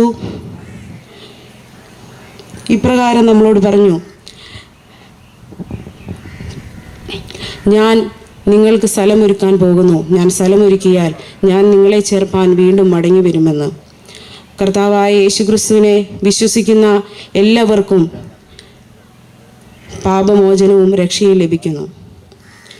എൻ്റെ ശബ്ദം കേൾക്കുന്ന, ഇവിടെ ഇരിക്കുന്ന, അല്ലെങ്കിൽ വീടുകളിലും മറ്റു ഇരുന്നൊക്കെ കേൾക്കുന്ന നിങ്ങളോട് എനിക്ക് പറയാനുള്ളത്, നിങ്ങളുടെ ജീവിതത്തിൽ സന്തോഷവും സമാധാനമില്ലാതെയൊക്കെ ആയിരിക്കുന്നെങ്കിൽ നിങ്ങൾ കർത്താവായ യേശുവിനെ വിശ്വസിക്കുക. നിങ്ങൾ ഏത് ജാതിയിലോ മതത്തിലോ പെട്ട ആളായാലും കർത്താവായ യേശുവിൽ വിശ്വസിക്കുക. ഈ ലോകത്തിൽ കാണുന്ന പല മത നേതാക്കളും, രാഷ്ട്രീയ നേതാക്കൾ, കവികൾ, അങ്ങനെ തുടങ്ങി മഹാന്മാരായ ഒത്തിരി പേരെ നമുക്ക് കാണാനായിട്ട് സാധിക്കും. എന്നാൽ നമുക്ക് അവരുടെ ജീവിതത്തെ മാതൃകയാക്കാൻ കഴിയുമോ എന്നുള്ളത് നാം ഒന്ന് ചിന്തിക്കണം. ഇന്ന് നമ്മുടെ യൗവനക്കാർ പല താരങ്ങളെയും അനുകരിക്കുന്നവരൊക്കെയാണ്. എന്നാൽ നമുക്ക് അനുകരിക്കാൻ കൊള്ളാവുന്ന, മാതൃകയാക്കാൻ കൊള്ളാവുന്ന ഒരു മാതൃകയുണ്ടെങ്കിൽ അത് കർത്താവായ യേശുക്രിസ്തുവാണ്. ആ കർത്താവായ യേശുക്രിസ്തുവിനെ മാതൃകയാക്കി വേണം നാം ജീവിക്കുവാൻ. ഈ ലോകത്തിലെ സുഖങ്ങളെല്ലാം നിമിഷ നേരങ്ങൾ കൊണ്ട് തീർന്നു പോകുന്നതാണ്. എന്നാൽ കർത്താവായ യേശുവിൽ വിശ്വസിക്കുന്നവർക്ക് നിത്യജീവൻ ഉണ്ട് എന്ന് ഉറപ്പ് നൽകുന്നു. കർത്താവായ യേശുക്രിസ്തു കാൽവറിയിൽ യാഗമായി തീർന്നത് എൻ്റെയും നിങ്ങളുടെയും പാപത്തിൻ്റെ പരിഹാരത്തിനായിട്ടാണ്. ആ കാൽവറിയിലെ രക്തം സകല പാപവും പോക്കി നമ്മെ ശുദ്ധീകരിക്കുന്നതാണ്. വിശ്വസിച്ചാൽ പാപമോചനം നമുക്ക് ലഭിക്കുമെങ്കിൽ നമ്മൾ ആ കർത്താവിനെ വിശ്വസിക്കാനൊന്ന് തയ്യാറാകണം. അതുകൊണ്ട് എന്നെ കേൾക്കുന്ന ഏവരോടും എനിക്ക് പറയാനുള്ളത്, നിങ്ങൾ ഏതെങ്കിലും തരത്തിലുള്ള ലഹരിക്ക് അടിമപ്പെട്ട് നിങ്ങളുടെ ജീവിതം മുന്നോട്ട് പോകുന്നവരാണെങ്കിൽ നിങ്ങളുടെ ആ ലഹരി അത് നിങ്ങൾ ഉപേക്ഷിക്കുക. നിങ്ങളുടെ സ്വന്തം ജീവിതത്തിന് വേണ്ടി, നിങ്ങളുടെ മക്കൾക്ക് വേണ്ടി, നിങ്ങളുടെ കുടുംബത്തിന് വേണ്ടി, നമ്മുടെ നാടിന് വേണ്ടി അതെല്ലാം നിങ്ങൾ ഉപേക്ഷിക്കാൻ തയ്യാറാവുക. നിങ്ങളുടെ ജീവിതത്തിൽ യേശുവിനെ സ്വീകരിക്കാൻ തയ്യാറാവുക. എന്നാൽ നിങ്ങൾക്ക് നിത്യജീവൻ ലഭിക്കും. മരണാനന്തരം നമുക്കൊരു ജീവിതമുണ്ട്, അത് നമ്മൾ പ്രാപിക്കണം. ഇന്ന് നാം കാണുന്ന പല മഹാന്മാരുടെയും ജീവചരിത്രങ്ങൾ നാം പഠിച്ചിട്ടുണ്ട്. അവരെല്ലാം ഈ ലോകത്തിൽ നിന്ന് കടന്നുപോയി. ആരും വീണ്ടും വരാമെന്നൊരു വാക്ക് നമ്മുടെ അടുത്ത് പറഞ്ഞിട്ടില്ല. എന്നാൽ ഞാൻ വീണ്ടും വരാമെന്ന് പറഞ്ഞ് പോയ ഒരു കർത്താവുണ്ടെങ്കിൽ അത് യേശുക്രിസ്തുവാണ്. ആ കർത്താവായ യേശുക്രിസ്തു ഇന്ന് ലോക സംഭവങ്ങൾ വിളിച്ചറിയിക്കുന്നത് നമ്മുടെ കർത്താവിൻ്റെ വരവ് ഏറ്റവും ആസന്നമായിരിക്കുന്നെന്നാണ്. കർത്താവായ യേശുവിൽ വിശ്വസിച്ച് നിങ്ങളുടെ ജീവിതം നിത്യയിൽ ഉറപ്പിക്കണമെന്ന് ആഹ്വാനം ചെയ്തുകൊണ്ട് ഞാൻ എൻ്റെ വാക്കുകളിലൂടെ നിർത്തുന്നു. ദൈവം നമ്മെ സഹായിക്കട്ടെ.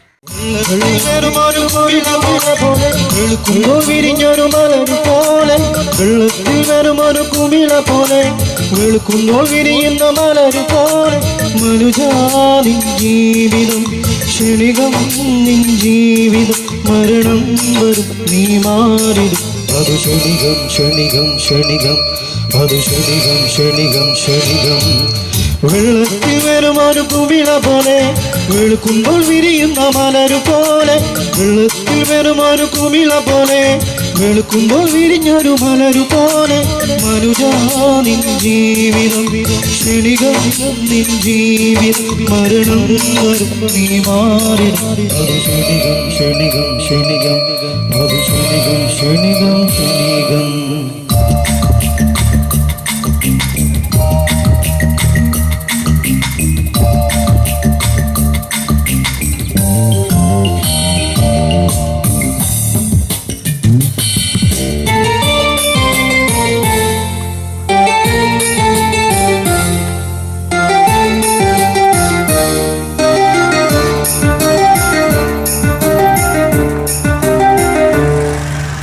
വിളിക്കാതെ വരുന്നൊരു അത് നീപ്പോ, വിഷമത്തിലാക്കുന്ന മരണം വരും.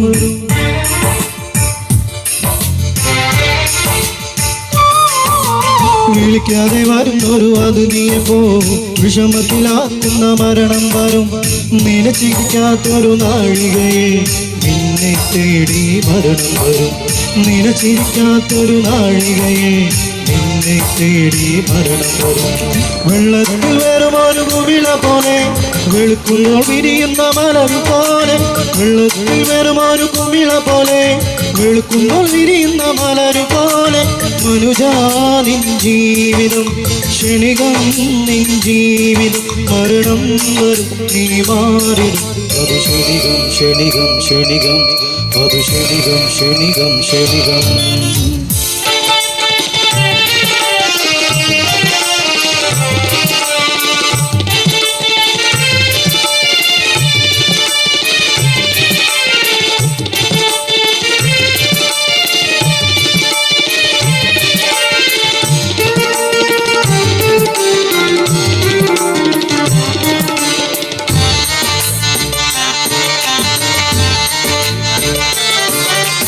പണ്ഡിത പാമര ഭേദമന്യേ, പണക്കാർ പാവങ്ങൾ ഭേദമന്യേ.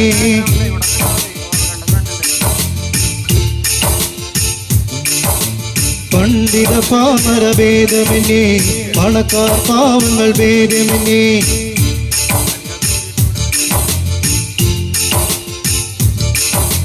പട്ടിണിയായാലും സമൃദ്ധിയിലും പല പല സമയത്തായി മരണം വരും. പട്ടിണിയായാലും സമൃദ്ധിയിലും പല പല സമയത്തായി മരണം വരും. വെള്ളത്തിൽ വരുമൊരു കുമിള പോലെ, വെളുക്കുമ്പോൾ വിരിയുന്ന മലരു പോലെ, വെള്ളത്തിൽ വരുമൊരു കുമിള പോലെ, വെളുക്കുമ്പോൾ വിരിഞ്ഞൊരു മലരു പോലെ, മനുജാനിൻ ജീവിതം ക്ഷണികം, നിൻ ജീവിതം മരണം വരും, നീ മാറിടും. അത് ക്ഷണികം ക്ഷണികം ക്ഷണികം, അത് ക്ഷണികം ക്ഷണികം ക്ഷണികം.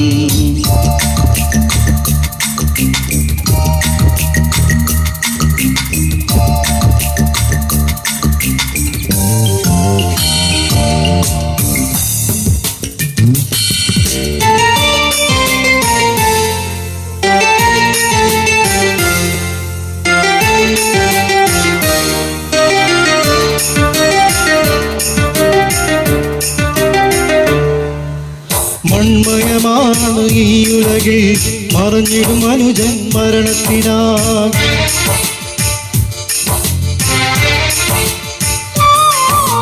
മൺമയമാണ് ഈ ഉലകം മറഞ്ഞിടും അനുജൻ മരണത്തിനാൽ. മിശിഹാകൃത്തിൽ വന്നിടുകേ മനുഷ്യന്റെ ജീവിതം അർത്ഥപൂർണ്ണം. മിശിഹാകൃത്തിൽ വന്നിടുകേ മനുഷ്യന്റെ ജീവിതം അർത്ഥപൂർണ്ണം. വെള്ളത്തിൽ വെറും ഒരു കുമിള പോലെ വെളുക്കുമ്പോൾ വിരിഞ്ഞൊരു മലരി പോലെ. വെള്ളത്തിൽ വെറും ഒരു കുമിള പോലെ വെളുക്കുമ്പോൾ വിരിഞ്ഞൊരു മലരി പോലെ. മനുജാ നിൻ ജീവിതം ക്ഷണികം, നിൻ ജീവിതം മരണം വരും നീ മാറിടും. അത് ക്ഷണികം ക്ഷണികം ക്ഷണികം, അത് ക്ഷണികം ക്ഷണികം ക്ഷണികം. വെള്ളത്തിൽ വെറും ഒരു കുമിള പോലെ വെളുക്കുമ്പോൾ വിരിഞ്ഞൊരു മലരി പോലെ. വെള്ളത്തിൽ വെറും ഒരു കുമിള പോലെ വെളുക്കുമ്പോൾ വിരിഞ്ഞൊരു മലരി പോലെ. മനുജാ നിൻ ജീവിതം ക്ഷണികം, നിൻ ജീവിതം മരണം വരും നീ മാറിടും. അത് ക്ഷണികം ക്ഷണികം ക്ഷണികം, അത് ക്ഷണികം ക്ഷണികം ക്ഷണികം. നെല്ലിക്കുന്ന് IPC ഇമ്മാനുവേൽ സഭയുടെ നേതൃത്വത്തിൽ എല്ലാ മാസവും ചെയ്തു വരാറുള്ള ഒരു പരസ്യ പ്രചരണത്തിൻ്റെ ഭാഗമാണിത്.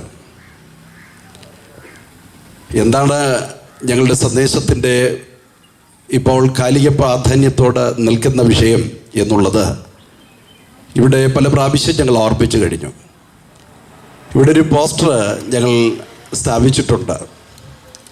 ലഹരി വിരുദ്ധ സന്ദേശയാത്ര എന്നാണ് ഇതിൻ്റെ പേര്. ഈ കാലഘട്ടത്തിന് അനിവാര്യമായ നമ്മുടെ സമൂഹം അത്യന്തം ഗൗരവത്തോട് കാണേണ്ട ഒരു വിപത്തിലേക്കാണ് ഞങ്ങൾ വിരൽ ചൂണ്ടുന്നത്.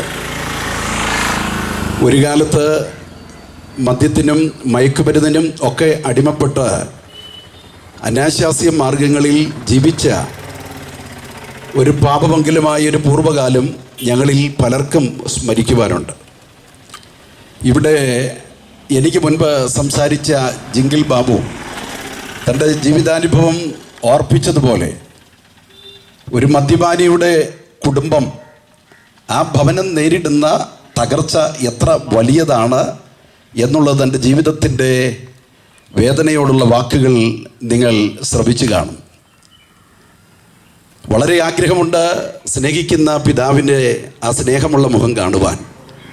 എന്നാൽ വിരൂപമായി തലമുറകൾ നോക്കുമ്പോൾ പൈശാചികവും പ്രാകൃതവുമായ നിലയിൽ ക്രൂര മനോഭാവത്തോട് മദ്യപിച്ചെത്തുന്ന പിതാവിൻ്റെ പ്രതികരണം ആ കുഞ്ഞുങ്ങളിൽ ഉളവാക്കിയ ചെറുമനസ്സിൽ ഉളവാക്കിയ വേദന എത്ര വലിയതാണ്. അവർക്കുണ്ടായ ആഴത്തിലേറ്റ മുറിവുകൾ അത് എത്ര അപകടകരവും വ്യസനകരവുമാണ്. എന്നാൽ തൻ്റെ ജീവിതത്തിൻ്റെ കഥ മറ്റൊന്നായി മാറ്റിയെഴുതുവാൻ സർവേശ്വരന് പ്രസാദം തോന്നിയ ഇതിവൃത്തമാണ് അതിൻ്റെ ഒടുവിലായി നമുക്ക് കേൾക്കുവാനിടയായത്. അങ്ങനെ മദ്യപാനത്തിൽ ആസക്തി പൂണ്ട തൻ്റെ പിതാവിൻ്റെ മദ്യപാനത്തിൽ നിന്ന് ആ കുടുംബത്തിൽ നിന്ന് ഒരു ഉദ്ധാരണം നൽകുവാൻ സർവേശ്വരന് പ്രസാദമായി. അത് സാധ്യമായി തീർന്നത് യേശുക്രിസ്തുവിൻ്റെ സുവിശേഷം ആ ഭവനത്തിൽ എത്തിയതാണ്. യേശുവിൻ്റെ സുവിശേഷ സന്ദേശത്തിന് വേണ്ടി ആ ഭവനം ഒരുക്കപ്പെട്ടതാണ്. ജിങ്കിളിൻ്റെ ജീവിതം ലോകത്തോട് വിളിച്ചു പറഞ്ഞ സന്ദേശമെന്ന് പറയുന്നത്, നിങ്ങൾ മദ്യപാനത്തിലോ മയക്കുമരുന്നിലോ ലഹരി ഉപയോഗങ്ങളാൽ തകർന്ന കുടുംബ ബന്ധങ്ങളിലായിരിക്കുന്ന ആരെങ്കിലും ഈ സന്ദേശം ശ്രവിച്ചെങ്കിൽ നിങ്ങളുടെ ജീവിതത്തെ ഉദ്ധരിക്കുവാൻ കഴിവുള്ള ഒന്നുണ്ടെങ്കിൽ അത് സുവിശേഷത്തിന് മാത്രമേ ഉള്ളൂ, യേശുക്രിസ്തുവിന് മാത്രമേ സാധ്യമാകുകയുള്ളൂ എന്ന സന്ദേശമാണ് ഞങ്ങൾ ഈ ദേശത്തോട് വിളിച്ചറിയിക്കുന്നത്. പ്രിയമുള്ളവരെ, കൊടുങ്കാറ്റിൽ ആടി ഉലയുന്ന മരങ്ങൾ പോലെ ഇത് നമ്മുടെ കേരളം ലഹരിയുടെ പിടിയിൽ ആടി ഉലയുകയാണ്. ലഹരി വേട്ട എന്ന വാക്ക് സർവ്വസാധാരണമായിക്കൊണ്ടിരിക്കുകയാണ്. 2025 ആരംഭിച്ച 2 മാസങ്ങളിലായി നടന്ന രജിസ്റ്റർ ചെയ്ത കൊലപാതകങ്ങൾ എന്ന് പറയുന്നത് 70 കൊലപാതകങ്ങളാണ്. ഇതിൽ 17 കൊലപാതകങ്ങളും സുഹൃത്തുക്കൾ തമ്മിലുള്ള വാക്കേറ്റം മൂലം നടന്ന കൊലപാതകങ്ങളാണ്. ഈ കൊലപാതകങ്ങളുടെയൊക്കെ പിന്നിലുള്ള വിഷയം നാം പഠിച്ചാൽ ലഹരിയുടെ ഉപയോഗമാണ്. മദ്യത്തിൻ്റെയും ലഹരിയുടെയും ഉപയോഗം മൂലം സ്നേഹബന്ധങ്ങൾക്ക് യാതൊരു സ്ഥാനവുമില്ല. അപ്പനെന്നോ അമ്മയെന്നോ സ്നേഹിതരെന്നോ ഭാര്യയെന്നോ ഭർത്താവെന്നോ സഹോദരങ്ങളെന്നോ യാതൊരു വ്യത്യാസവുമില്ലേ. ലഹരി മനുഷ്യന് ഏത് കൊടും ക്രൂരതയും ചെയ്യുവാൻ, അടിക്കാനും കുത്താനും വെട്ടാനും കൊല്ലാനും യാതൊരു മടിയുമില്ലാത്ത നിലയിൽ മനുഷ്യൻ ആ നിലയിലേക്ക് വഴിമാറിക്കൊണ്ടിരിക്കുകയാണ്. എന്ത് അപകടകരമായ വിഷയമാണ് സംഭവിക്കുന്നത്. ഈ ലഹരിയുടെ ഉപയോഗം എന്ന് പറയുന്നത് രസത്തിന് സാധാരണയായി സുഹൃത്തുക്കൾ വഴി തുടങ്ങുന്ന ഒരു ചെറിയ തുടക്കമാണിത്. ഈ സുഹൃത്തെന്ന് പറയുന്നത് ആ പദം പോലും പറയാൻ വരട്ടെ, ലഹരിയുടെ മയക്കുമരുന്നിൻ്റെ ഒരു കണ്ണിയാണ് ഈ സുഹൃത്തെന്ന് പറയുന്നത്. മറ്റുള്ളവരെ കൂടെ ചതിക്കുടിയിൽ അകപ്പെടുത്തി അപകടക്കിടയിൽ പെടുത്തുക എന്നുള്ളതാണ് ഈ സുഹൃത്തിൻ്റെ വരവിൻ്റെ ഉദ്ദേശം. രസികമായി ഫ്രീ ആയിട്ട് തുടങ്ങുന്ന തുടക്കം, ഒരു സന്തോഷത്തിന് വേണ്ടി തുടങ്ങുന്ന തുടക്കം, അത് പിന്നെ അവൻ്റെ ആവശ്യമായി മാറുകയാണ്. അവൻ്റെ ആവശ്യമെന്ന് പറയുന്നത് ഒടുവിൽ തീരാത്ത ആവശ്യമായി തീരുകയാണ്. എന്ന് പറഞ്ഞാൽ ഏത് കൊടും ചതി ചെയ്തും ആരെ കൊന്നും എവിടുന്ന് പണമുണ്ടാക്കിയും ലഹരിക്കടിമപ്പെട്ട ഒരു വ്യക്തി പിന്നെ പണം കണ്ടെത്തുവാൻ ഉപയോഗിക്കുന്ന മാർഗങ്ങൾ വളരെ അപകടകരമാണ്. ആരെ കൊന്നും ആരെ ഉപദ്രവിച്ചും ഏത് നിലയിലും ആ ലഹരി ഉപയോഗിക്കേണ്ടതിന് ഈ മനുഷ്യൻ ആവശ്യക്കാരനായി മാറുകയാണ്. അത്ര അപകടകരമായ ഒരു പ്രവൃത്തിയാണിത് എന്നുള്ളത് നാം വിസ്മരിക്കരുത്. ഈ കഴിഞ്ഞ ദിവസങ്ങൾ നിങ്ങൾ ശ്രദ്ധിച്ചു കാണും. കൊട്ടാരക്കരയ്ക്കടുത്ത് തിരുവല്ലയ്ക്കടുത്ത് ഞങ്ങൾ മുൻപായിരുന്ന കുമ്പനാടാണ്. അതിന് സമീപമുള്ള സ്ഥലമാണ് തിരുവല്ല. തിരുവല്ലയ്ക്കടുത്ത് 37 വയസ്സ് പ്രായമുള്ള ഒരു പിതാവ് 11 വയസ്സ് പ്രായമുള്ള തൻ്റെ മകനെ ബൈക്കിൻ്റെ പുറകിൽ വെച്ച് സ്കൂളുകളിലും കോളേജുകളിലും മയക്കുമരുന്ന് എത്തിക്കുന്ന തൻ്റെ പ്രവൃത്തിയെക്കുറിച്ച് പോലീസ് അറസ്റ്റ് ചെയ്തതിനെക്കുറിച്ചും വായിക്കുവാനിടയായി. ശ്രദ്ധിക്കണം, വിഷയമെന്ന് പറയുന്നത് ഈ 11 വയസ്സുകാരനായ ഈ മകൻ്റെ ശരീരത്തിൽ പ്ലാസ്റ്റിക് കവറിൽ അപകടകരമായ മയക്കുമരുന്നുകളുടെ ഏറ്റവും അപകടകരമായ MDMA എന്ന് പറയുന്ന ഈ മയക്കുമരുന്ന് പ്ലാസ്റ്റിക് കവറുകളിൽ പൊതിഞ്ഞ് സെലോ ടേപ്പ് വെച്ച് അവൻ്റെ ശരീരത്തിൽ കാലുകളുടെ മസിലിൻ്റെ ഭാഗങ്ങളിൽ ഒട്ടിച്ചു വെച്ച് പോലീസോ മറ്റാരും അറിയാത്ത നിലയിൽ സ്കൂളുകളിലും കോളേജുകളിലും കൊണ്ടെത്തിക്കുകയാണ്. നോക്കൂ, പണമുണ്ടാക്കാൻ വേണ്ടി ചെയ്യുന്ന മനുഷ്യൻ്റെ ചെയ്തി എത്ര അപകടകരമാണ്. എന്ത് ലോകം, എന്ത് കാലം. ഈ തലമുറയ്ക്ക് ഈ പിതാവ് കൊടുക്കുന്ന സന്ദേശം എന്താണ്? ഈ വളർന്നു വരുന്ന തലമുറ സമൂഹത്തിന് നൽകാൻ പോകുന്ന സംഭാവന എന്താണ്? എത്ര അപകടകരമായ വിഷയമാണിത്. മനുഷ്യൻ ഏതുവിധവും അവനവൻ്റെ കുഞ്ഞുങ്ങളെ കൊന്നായണമെങ്കിൽ പോലും പണമുണ്ടാക്കാൻ ഒരുക്കുന്ന അപകടകരമായ വിഷയം. ലഹരിയുടെ ഉപയോഗം അത്ര അപകടകരമായി സമൂഹത്തെ ബാധിച്ചിരിക്കുകയാണ്. ഇത് മനസ്സിലാക്കി സർക്കാർ തലത്തിലൊക്കെ വളരെ ഗൗരവമായ അന്വേഷണങ്ങളും അവരുടെ പ്രവൃത്തികളും ആ നിലയിലുള്ള ലഹരി വേട്ടകളും ഒക്കെ നടക്കുന്ന വാർത്തകൾ ദിനംതോറും വാർത്താ മാധ്യമങ്ങളിലൊക്കെ നാം കാണാറും കേൾക്കാറുമുണ്ട്. പത്രങ്ങളിലൊക്കെ നാം വായിക്കാറുണ്ട്. പലയിടങ്ങളിൽ റെയ്ഡ് നടക്കുകയാണ്. അതൊക്കെ പരസ്യമായി പല നിലകളിൽ നാം കാണുകയും കേൾക്കുകയും ചെയ്യുന്നുണ്ട്. എന്തിനേറെ രാഷ്ട്രീയ പാർട്ടികൾ പോലും ഇപ്പോൾ രംഗത്ത് വന്നു തുടങ്ങി. ഒരു കാലത്ത് പതിയിരുന്നതിൻ്റെ മറവിൽ കാര്യങ്ങൾ ചെയ്തുകൊണ്ടിരുന്ന രാഷ്ട്രീയ പ്രവർത്തകർ ഇപ്പോൾ ഈ കാര്യം പിടിച്ചാൽ പിടികിട്ടാത്ത നിലയിൽ കേരളം ലഹരി മാഫിയയുടെ പിടിയിൽ അമർന്നു എന്ന് മനസ്സിലാക്കി സമൂഹം ഉണരുന്നു, അതവർക്കും അപകടകരമാണെന്ന് മനസ്സിലാക്കി രാഷ്ട്രീയ പാർട്ടികൾ പോലും ഇപ്പോൾ അതിനെതിരെ ശബ്ദിക്കുവാൻ രംഗത്ത് വന്നിരിക്കുന്നു. മതപരമായ പ്രവർത്തനങ്ങളും അതിൻ്റെ പിന്നിലല്ല. കോളേജുകളിലും സ്കൂളുകളിലുമൊക്കെ ഇതിൻ്റെ ക്യാമ്പയിനുകൾ നടന്നു വരികയാണ്. ഇതിനെതിരെ ജനം ഉണർന്ന് പ്രവർത്തിക്കുവാൻ തുടങ്ങിയിരിക്കുകയാണ്. ഞാനിത് പറയുമ്പോൾ ഇങ്ങനൊക്കെ ഇത്തരത്തിലുള്ള പ്രവർത്തനങ്ങളൊക്കെ പ്രതിവിധിയായി നമുക്ക് ചെയ്യാവുന്ന നിലകളിലൊക്കെ ചെയ്യുന്നു എന്ന് വന്നാലും ഇതുകൊണ്ടൊന്നും കാര്യം തീരുന്നില്ല. നീരാളിപ്പിടുത്തം പോലെ ആർന്നമർന്നുപോയ ഈ ലഹരിയുടെ പിടിയിൽ അമർന്ന നമ്മുടെ ഈ തലമുറ, നമ്മുടെ ഈ സമൂഹം, നമ്മുടെ ഈ ലോകം വിമുക്തി നേടുവാനുള്ള പരിശ്രമത്തിൻ്റെ ഭാഗമായി കൊണ്ടിരിക്കുകയാണ്. ഒരു കാലത്ത് സമാധാനവും സ്വസ്ഥതയും സ്വച്ഛന്തമായ പ്രശാന്തമായ ആ നിലയിൽ ദൈവത്തിൻ്റെ സ്വന്തം നാട് എന്ന അപരനാമത്തിൽ അറിയപ്പെട്ട നമ്മുടെ കേരളം ഏറ്റവും വലിയ അപകടകരമായ ഒരു വിപത്തിലേക്കാണ് പോകുന്നതെന്ന് പറയുമ്പോൾ നാം അത് വിസ്മരിച്ചുകൂടാ. എൻ്റെ പ്രിയമുള്ളവരെ, ഞാനിത് പറയുമ്പോൾ ഈ കഴിഞ്ഞിടയ്ക്ക് ബാംഗ്ലൂരിൽ ഗ്രാഫിക് ഡിസൈനിങ് പഠിക്കാൻ പോയ ഒരു യുവാവിൻ്റെ കഥനകഥ നിങ്ങളൊരു പക്ഷേ കേട്ട് കാണും. ചെറു ക്ലാസ് മുതൽ പഠിക്കുവാൻ ബഹുമിടുക്കനാണ്, പഠനത്തിൽ മുൻപന്തിയിലാണ്. 10ാം ക്ലാസ്സിലൊക്കെ നല്ല മാർക്കോട് പാസ്സായി, +1ഉം +2 ഒക്കെ നല്ല മാർക്കോട് പാസ്സായി, +2വിനൊക്കെ നല്ല മാർക്കോട് പാസ്സായി കഴിഞ്ഞ് ബാംഗ്ലൂരിൽ ഈ കുഞ്ഞ് ഗ്രാഫിക് ഡിസൈനിങ് പഠിക്കാൻ പോയതാണ്. അവിടെ കൊണ്ടാണ് അവൻ്റെ ജീവിതം മാറി മറിയുന്നത്. അവിടെ കൊണ്ട് അവരുടെ ജീവിതം മാറി മറിയുന്നു എന്ന് പറഞ്ഞാൽ അപ്പനും അമ്മയ്ക്കും ഓമനപുത്രനായി, മാതാപിതാക്കൾക്ക് അത്ര വാത്സല്യമുള്ളവനായി, അനുസരണത്തോട് നിന്ന് നന്നായി പഠിക്കുന്ന ഈ യുവാവ് സംഭവിച്ച വിഷയം, ബാംഗ്ലൂരിൽ എത്തിക്കഴിഞ്ഞ ആരംഭകാലങ്ങളിൽ അപ്പൻ്റെ അമ്മയുടെ കോളുകൾ അവൻ കാത്തിരിക്കുക, ഇല്ലെങ്കിൽ അവൻ തിരിച്ചു വിളിക്കും. ഡെയിലി അവരുടെ ഫോൺ കോൾ, അങ്ങനെ അങ്ങോട്ടും ഇങ്ങോട്ടും കമ്മ്യൂണിക്കേഷൻ വളരെ സജീവമാണ്. എന്നാൽ സംഭവിച്ച വിഷയമെന്ന് പറയുന്നത്, ചില നാളുകൾ കഴിഞ്ഞു വീട്ടിൽ നിന്നുള്ള ഫോൺ കോൾ വരുമ്പോൾ പഴയതുപോലുള്ള സഹകരണം അവൻ്റെ ഭാഗത്തു നിന്നില്ല. അനി ഫോൺ എടുത്താൽ പോലും ഒരു സഹകരണ മനോഭാവത്തോടുള്ള സംഭാഷണമല്ല. അപ്പൻ്റെയും അമ്മയുടെയും വാക്കുകൾക്ക് ശ്രദ്ധിക്കാൻ അവനൊരു മടി പോലെ, ഒരു താല്പര്യമില്ലായ്മ പോലെ. എന്നാൽ കൂടെ കൂടെ അവൻ പണം ആവശ്യപ്പെട്ടുകൊണ്ടിരുന്നു.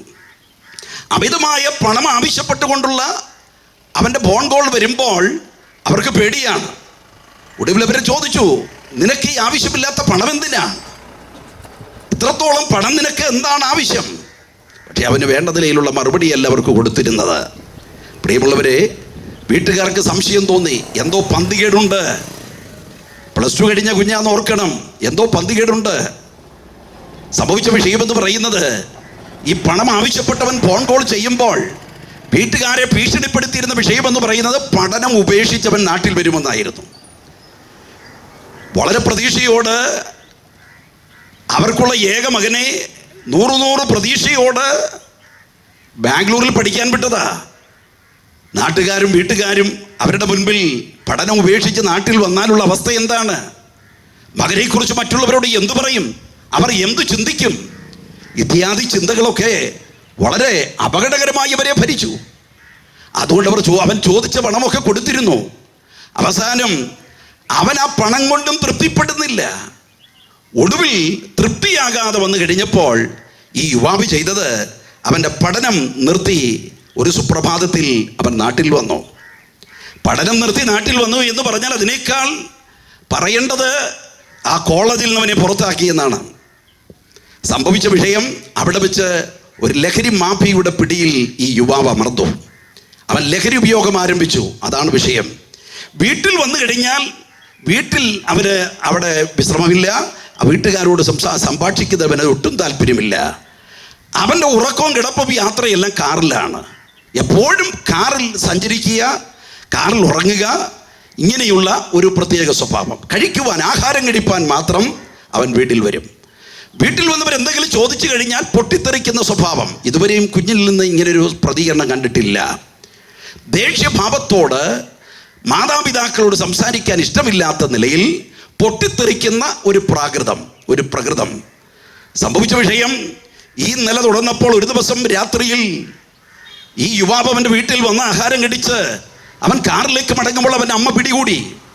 പറ്റതള്ളയല്ലേ, അവൻ്റെ അമ്മ പിടികൂടി കാര്യങ്ങൾ ചോദ്യം ചെയ്യുവാൻ തുടങ്ങിയപ്പോൾ അതിൽ ക്രൂരമായ നിലയിൽ അവൻ കൊടുത്ത മറുപടി എന്ന് പറയുന്നത്, അടുത്ത് കിടന്ന ഒരു തടിക്കഷ്ണം എടുത്ത് അവനെ പെറ്റു വളർത്തിയ അവൻ്റെ അമ്മയുടെ തല അവൻ തല്ലി തകർത്തു. പിന്നീട് ആ ജനലുകളൊക്കെ അടിച്ച് തകർത്തു, TV ഒക്കെ അടിച്ച് പൊട്ടിച്ചു. ഒരു ഭ്രാന്തനെ പോലെ അവൻ വയലൻ്റായി മാറി. ഒടുവിൽ പോലീസ് സ്റ്റേഷനിൽ പോലീസിൽ വിവരമറിഞ്ഞു. ഈ യുവാവിനെ അറസ്റ്റ് ചെയ്തു. ഇന്നവൻ ഇതിൻ്റെ പ്രതിവിധിക്കായുള്ള ട്രീറ്റ്മെൻറ്റിൽ, ഡി അഡിക്ഷൻ സെൻ്ററുകളിൽ, ആ നിലയിൽ ലഹരി വിമോചന കേന്ദ്രത്തിൽ ഈ യുവാവ് ചികിത്സയിലാണ്. ഞാൻ പറഞ്ഞു വന്നതിൻ്റെ താല്പര്യമെന്ന് പറയുന്നത് ഇത് ഒറ്റപ്പെട്ട സംഭവമല്ല. കേരളത്തിൽ നടന്നു വരുന്ന വിഷയമാണിത്. നമ്മുടെ സമൂഹം ഫേസ് ചെയ്യുന്ന പ്രശ്നമാണിത്. ആ കുടുംബത്തിൻ്റെ സമാധാനം എന്താണ്? ആ തലമുറയെക്കുറിച്ചുള്ള 100 പ്രതീക്ഷകളോട് തുടക്കം കുറിച്ച ആ മാതാപിതാക്കളുടെ പ്രതികരണം എന്താണ്? എന്താ പറയാൻ കഴിയുന്നത്? ചാർച്ചക്കാരോട്, വേണ്ടപ്പെട്ടവരോട്, ചുറ്റുപാടുകളോട് എന്താണ് പറയുവാൻ കഴിയുന്നത്? ഞാനിത് പറയുമ്പോൾ എന്നെ കേൾക്കുന്ന പ്രിയമുള്ളവരെ, നിങ്ങളുടെ കുടുംബത്തിലും ഈ ദുരാവസ്ഥ അനുഭവിക്കുന്ന ആരെങ്കിലും ഞങ്ങളെ കേൾക്കുന്നു എങ്കിൽ ഞങ്ങൾക്ക് നിങ്ങളോടൊരു പ്രതിവിധി പറയുവാനുണ്ട്. അതുകൊണ്ട് തന്നെ നിങ്ങളിത് സശ്രദ്ധം ശ്രമിക്കണം എന്ന് ഓർപ്പിക്കുന്നു. വീട്ടുകാരോട് പറയുവാൻ കഴിയുന്നില്ല, ചാർച്ചക്കാരോട് പങ്കുവെക്കുവാൻ കഴിയുന്നില്ല, സുഹൃത്തുക്കളോട് പറയുവാൻ കഴിയുന്നില്ല, മറ്റുള്ളവരോട് പറയുവാൻ കഴിയാത്ത, ദേശത്തോട്, ചുറ്റുപാടുകളോട് പറയാൻ കഴിയാത്ത അപകടകരമായ വിഷയം. തലമുറകൾ മയക്കുമരുന്നിൽ അടിമപ്പെട്ട് മദ്യപാനിയായ പിതാവ് മദ്യാസക്തിയിലായിത്തീർന്ന് തകർന്ന കുടുംബങ്ങളുടെ ദുരാവസ്ഥ എത്ര അപകടകരമാണ്. ഈ നിലയിൽ ദുഃഖത്തിലും കണ്ണുനീരിലുമായിരിക്കുന്ന 100 കുടുംബങ്ങൾ നമ്മുടെ കേരളത്തിലുണ്ട്, നമ്മുടെ ഈ ചുറ്റുപാടുകളിലുണ്ട്. അഭിമാനം കൊണ്ട് പലരും പറയുന്നില്ലെന്നേ ഉള്ളൂ. മാന്യത കൊണ്ട് അവരുടെ തലമുറയ്ക്കൊരു ദോഷം വരരുതെന്ന് കണ്ട് എന്നെങ്കിലും ശരിയാകുമെന്നുള്ള നിലയിൽ ആരും ഇത് ആരോടും പങ്കുവെക്കുവാൻ തയ്യാറാകുന്നില്ല. എന്നാൽ എന്നെ കേൾക്കുന്നത് എൻ്റെ പ്രിയമുള്ളവരെ, കാര്യം ശരിയാണ്. മറ്റുള്ളവരോട് കാര്യം പറഞ്ഞിട്ട് എന്താണ് പ്രതിവിധി? അവർക്ക് എന്തു ചെയ്യാൻ കഴിയും? മതയാനെ പോലെ വയലൻ്റായി നിൽക്കുന്ന തലമുറകളോട് എങ്ങനെ പ്രതികരിപ്പാൻ കഴിയും? മാതാപിതാക്കൾക്ക് പോലും അവരോട് സൗമ്യമായ നിലയിൽ ഇടപെടുമ്പോൾ തികച്ചും തിരിച്ചുള്ള പ്രതികരണം, ശത്രുതപരമായ നിലയിൽ, ഏറ്റവും അപകടകരമായ നിലയിൽ വയലൻ്റായി തീരുന്ന നിലപാടാണ്. മയക്കുമരുന്നിന് അടിമപ്പെടുന്ന ഒരു വ്യക്തിയുടെ നിലയ്ക്ക് വരുന്ന മാറ്റങ്ങളാണിത്. ഇന്ന് സമൂഹം നേരിടുന്ന ഏറ്റവും വലിയ അപകടകരമായ പ്രശ്നമാണിത്. ഞാനിത് പറയുമ്പോൾ എന്നെ കേൾക്കുന്ന എൻ്റെ പ്രിയമുള്ളവരെ, ഈ മയക്കുമരുന്ന് നൽകുന്ന സമാധാനം, അഥവാ ഈ മദ്യപാനത്തിലും മയക്കുമരുന്നിലൂടെയും അല്ലെങ്കിൽ ലഹരി ഉപയോഗങ്ങളിലൂടെ സമൂഹം കണ്ടെത്തുവാൻ, ഇന്നത്തെ ലോകം കണ്ടെത്തുവാൻ ശ്രമിക്കുന്ന തെറ്റായ, വിഫലമായ ആ സമാധാനമെന്ന് പറയുന്ന നില, അതൊക്കെ പിടികിട്ടാത്ത വാല് പോലെയാണ്. എന്താ ഈ പിടികിട്ടാത്ത വാലെന്ന് പറഞ്ഞാൽ? ഒന്ന് ശ്രദ്ധിക്കണം. ചില നാളുകൾക്ക് മുൻപ് ഞാൻ വായിച്ചൊരു പുസ്തകമുണ്ട്, ഒരു ഇംഗ്ലീഷ് എഴുത്തുകാരൻ എഴുതിയ പുസ്തകമാണ്. ആ പുസ്തകത്തിൽ വളരെ രസികമായൊരു കഥയുണ്ട്. ആ കഥ ഇങ്ങനെയാണ്. ഒരു ചെറുനായ ഒരിക്കൽ അതിൻ്റെ വാലെ കടിക്കാൻ വേണ്ടി അവൻ വട്ടം കറങ്ങുകയാണ്. അവൻ്റെ വാലെ കടിക്കാൻ ഭഗീരഥ പ്രയത്നം ചെയ്ത് അവനിങ്ങനെ വട്ടം കറങ്ങുകയാണ്, ഒരു ചെറിയ നായ. അവൻ്റെ ഈ പ്രവൃത്തി ഇങ്ങനെ തുടർന്നുകൊണ്ടിരുന്ന കൂട്ടത്തിൽ ഒരു വലിയ നായ ആ സ്ഥലത്തൂടെ വരികയാണ്. ആ നായ നോക്കുമ്പോൾ യവൻ കിടന്ന് വട്ടം കറങ്ങുന്നു. യവൻ കിടന്ന് വട്ടം കറങ്ങുന്ന കൂട്ടത്തിൽ അവനോട് ചോദിച്ചു, നീ എന്തിനാണ് ഇങ്ങനെ കിടന്ന് വട്ടം കറങ്ങുന്നത്? അവൻ പറയുന്നു, സന്തോഷം കുടികൊള്ളുന്നത് വാലിൻ്റെ അറ്റത്താണെന്ന് ആരോ പറഞ്ഞു, അത് കടിച്ചെടുക്കാൻ വേണ്ടി ഞാൻ ശ്രമിക്കുകയാണ്. അപ്പോൾ ഈ വലിയ നായ പറഞ്ഞു, എടാ മണ്ട, അത് നിന്നെ കളിപ്പിക്കാൻ പറഞ്ഞതാ. ചില നാളുകൾക്ക് മുൻപ് എന്നോട് ഇങ്ങനെ ആളുകൾ പറഞ്ഞു, അത് നടക്കുന്ന കാര്യമല്ല. നീ എത്ര വട്ടം കറങ്ങി വാലെ കടിക്കാൻ നോക്കിയാലും സാധിക്കുകയില്ല. ഇനി വേണ്ടെന്ന് വെച്ച് പോയാൽ വാലിതിൻ്റെ വിടുമോ? അത് പിന്തുടരും. ഇതുപോലാണ് ഇന്നത്തെ ഈ ലോകം. മയക്കുമരുന്നിലും മദ്യപാനത്തിലും സമാധാനം കണ്ടെത്തുവാൻ മനുഷ്യൻ ചെയ്യുന്ന വിഫല ശ്രമങ്ങൾ, അത് അപകടകരമാണ്. അതുകൊണ്ട് യാതൊരു പ്രതിവിധിയുമില്ലെന്നുള്ള സത്യം നിങ്ങൾ വിസ്മരിക്കരുത്.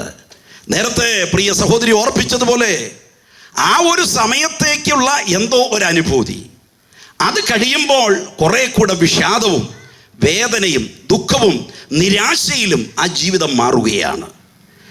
ലഹരി ഉപയോഗങ്ങളിലൂടെ മനുഷ്യൻ ആശ്വാസം കണ്ടെത്തുവാൻ, പ്രതിവിധി കണ്ടെത്തുവാൻ, പ്രശ്നങ്ങൾക്ക് പ്രതിവിധി എന്ന നിലയിൽ വിഷാദം മാറ്റാനെന്നൊക്കെ പറഞ്ഞ് തുടങ്ങുന്ന തുടക്കങ്ങൾ, ആ ഒരു അനുഭൂതി കഴിയുന്നതോടുകൂടെ അതിനേക്കാൾ വലിയ വിഷാദത്തിലേക്കും നിരാശയിലേക്കും പ്രശ്നങ്ങളിലേക്കും മനുഷ്യൻ മാറുകയാണ്.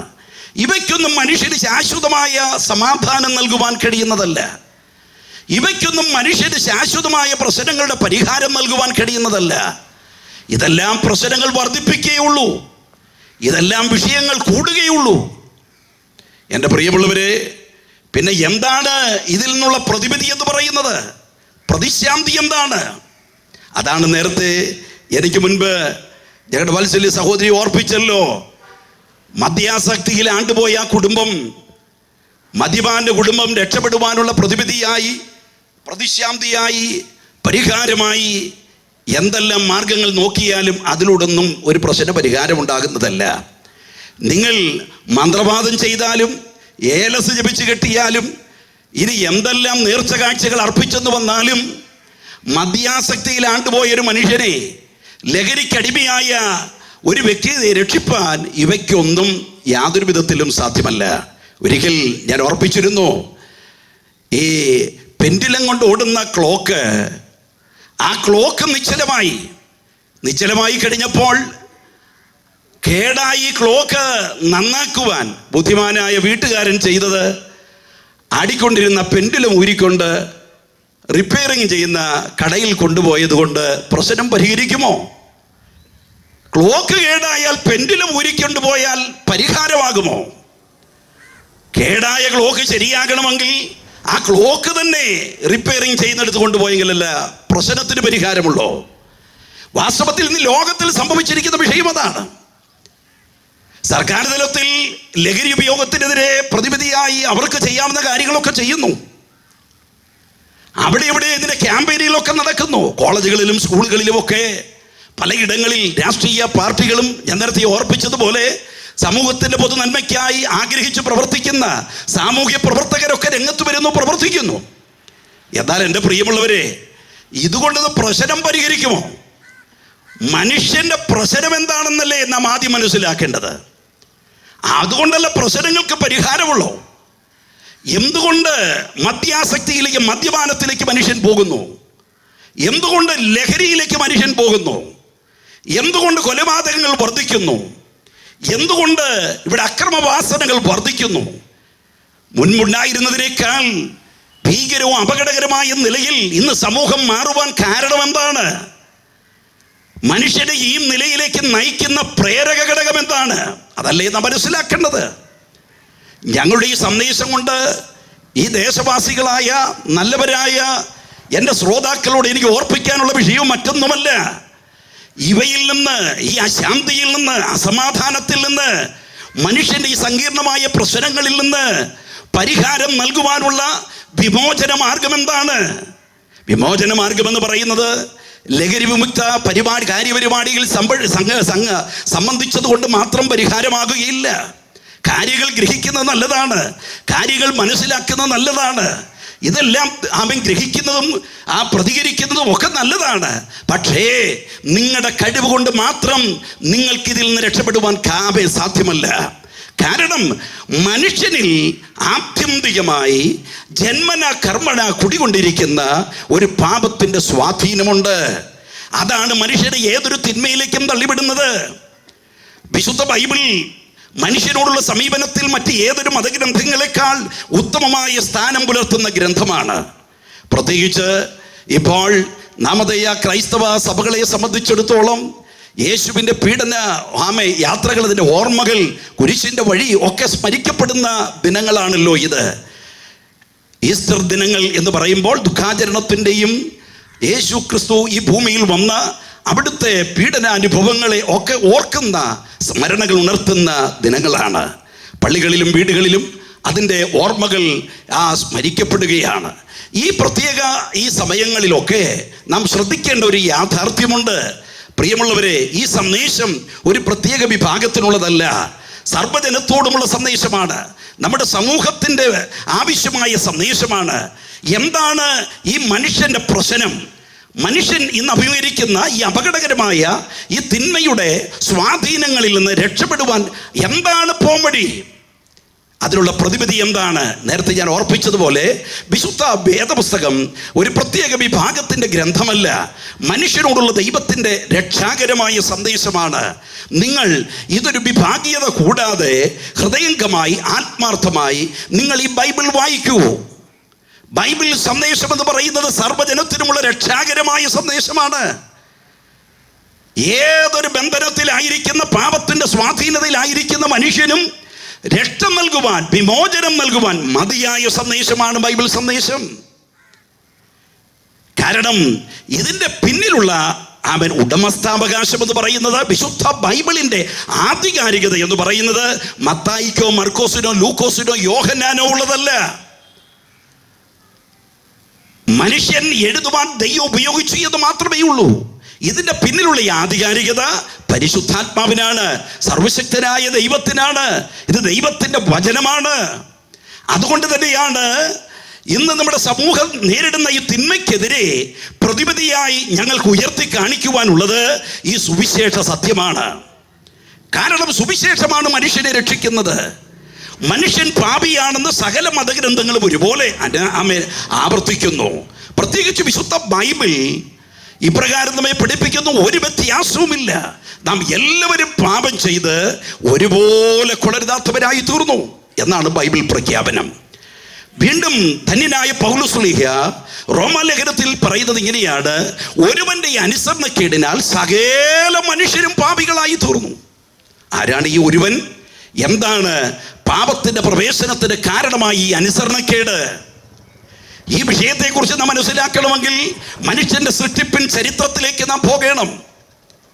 വിശുദ്ധ വേദപുസ്തകം ഇപ്രകാരം നമ്മെ പഠിപ്പിക്കുന്നു: ദൈവം തന്റെ സാദൃശ്യത്തിലും സ്വരൂപത്തിലും ദൈവാനുരൂപമായി ദൈവം മനുഷ്യനെ സൃഷ്ടിച്ചു. അവന്റെ വാരിയല്ലുകളിൽ നിന്ന് ഒന്നെടുത്ത് യഹോവയായ ദൈവം സ്ത്രീയെ സൃഷ്ടിപ്പാനിടയായി. ആദ്യ മനുഷ്യൻ എന്ന് പറഞ്ഞാൽ നരകുടുംബത്തിന്റെ പൂർവികമായി നമുക്ക് ചെന്നെത്തുവാൻ കഴിയുന്ന ഉൽപ്പത്തി സ്ഥാനം ആദാം ഹവ്വമാരിലാണ്.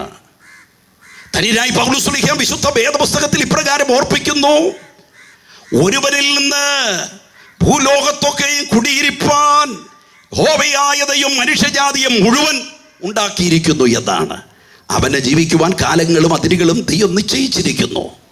എന്ന് പറഞ്ഞാൽ സകല മാനവജാതിയുടെയും പൂർവികമായ ആ ഉൽപ്പത്തി സ്ഥാനത്ത് ചെന്നെത്തുന്നത് ദൈവം സൃഷ്ടിച്ച ആദാമിലാണ്.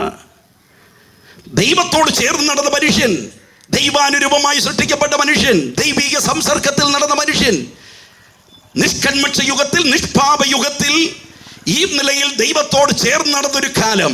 എന്നാൽ യഹോവയായ ദൈവം മനുഷ്യരോട് പറയുന്നു, ഏദെൻ തോട്ടത്തിൽ സൃഷ്ടിക്കപ്പെട്ട മനുഷ്യരോട് പറയുന്നു, ഈ വൃക്ഷത്തിന്റെ നടുവിൽ നിൽക്കുന്ന വൃക്ഷങ്ങളുടെ ഫലം മാത്രം തിന്നരുത്, തിന്നുന്ന നാളിൽ നീ മരിക്കും.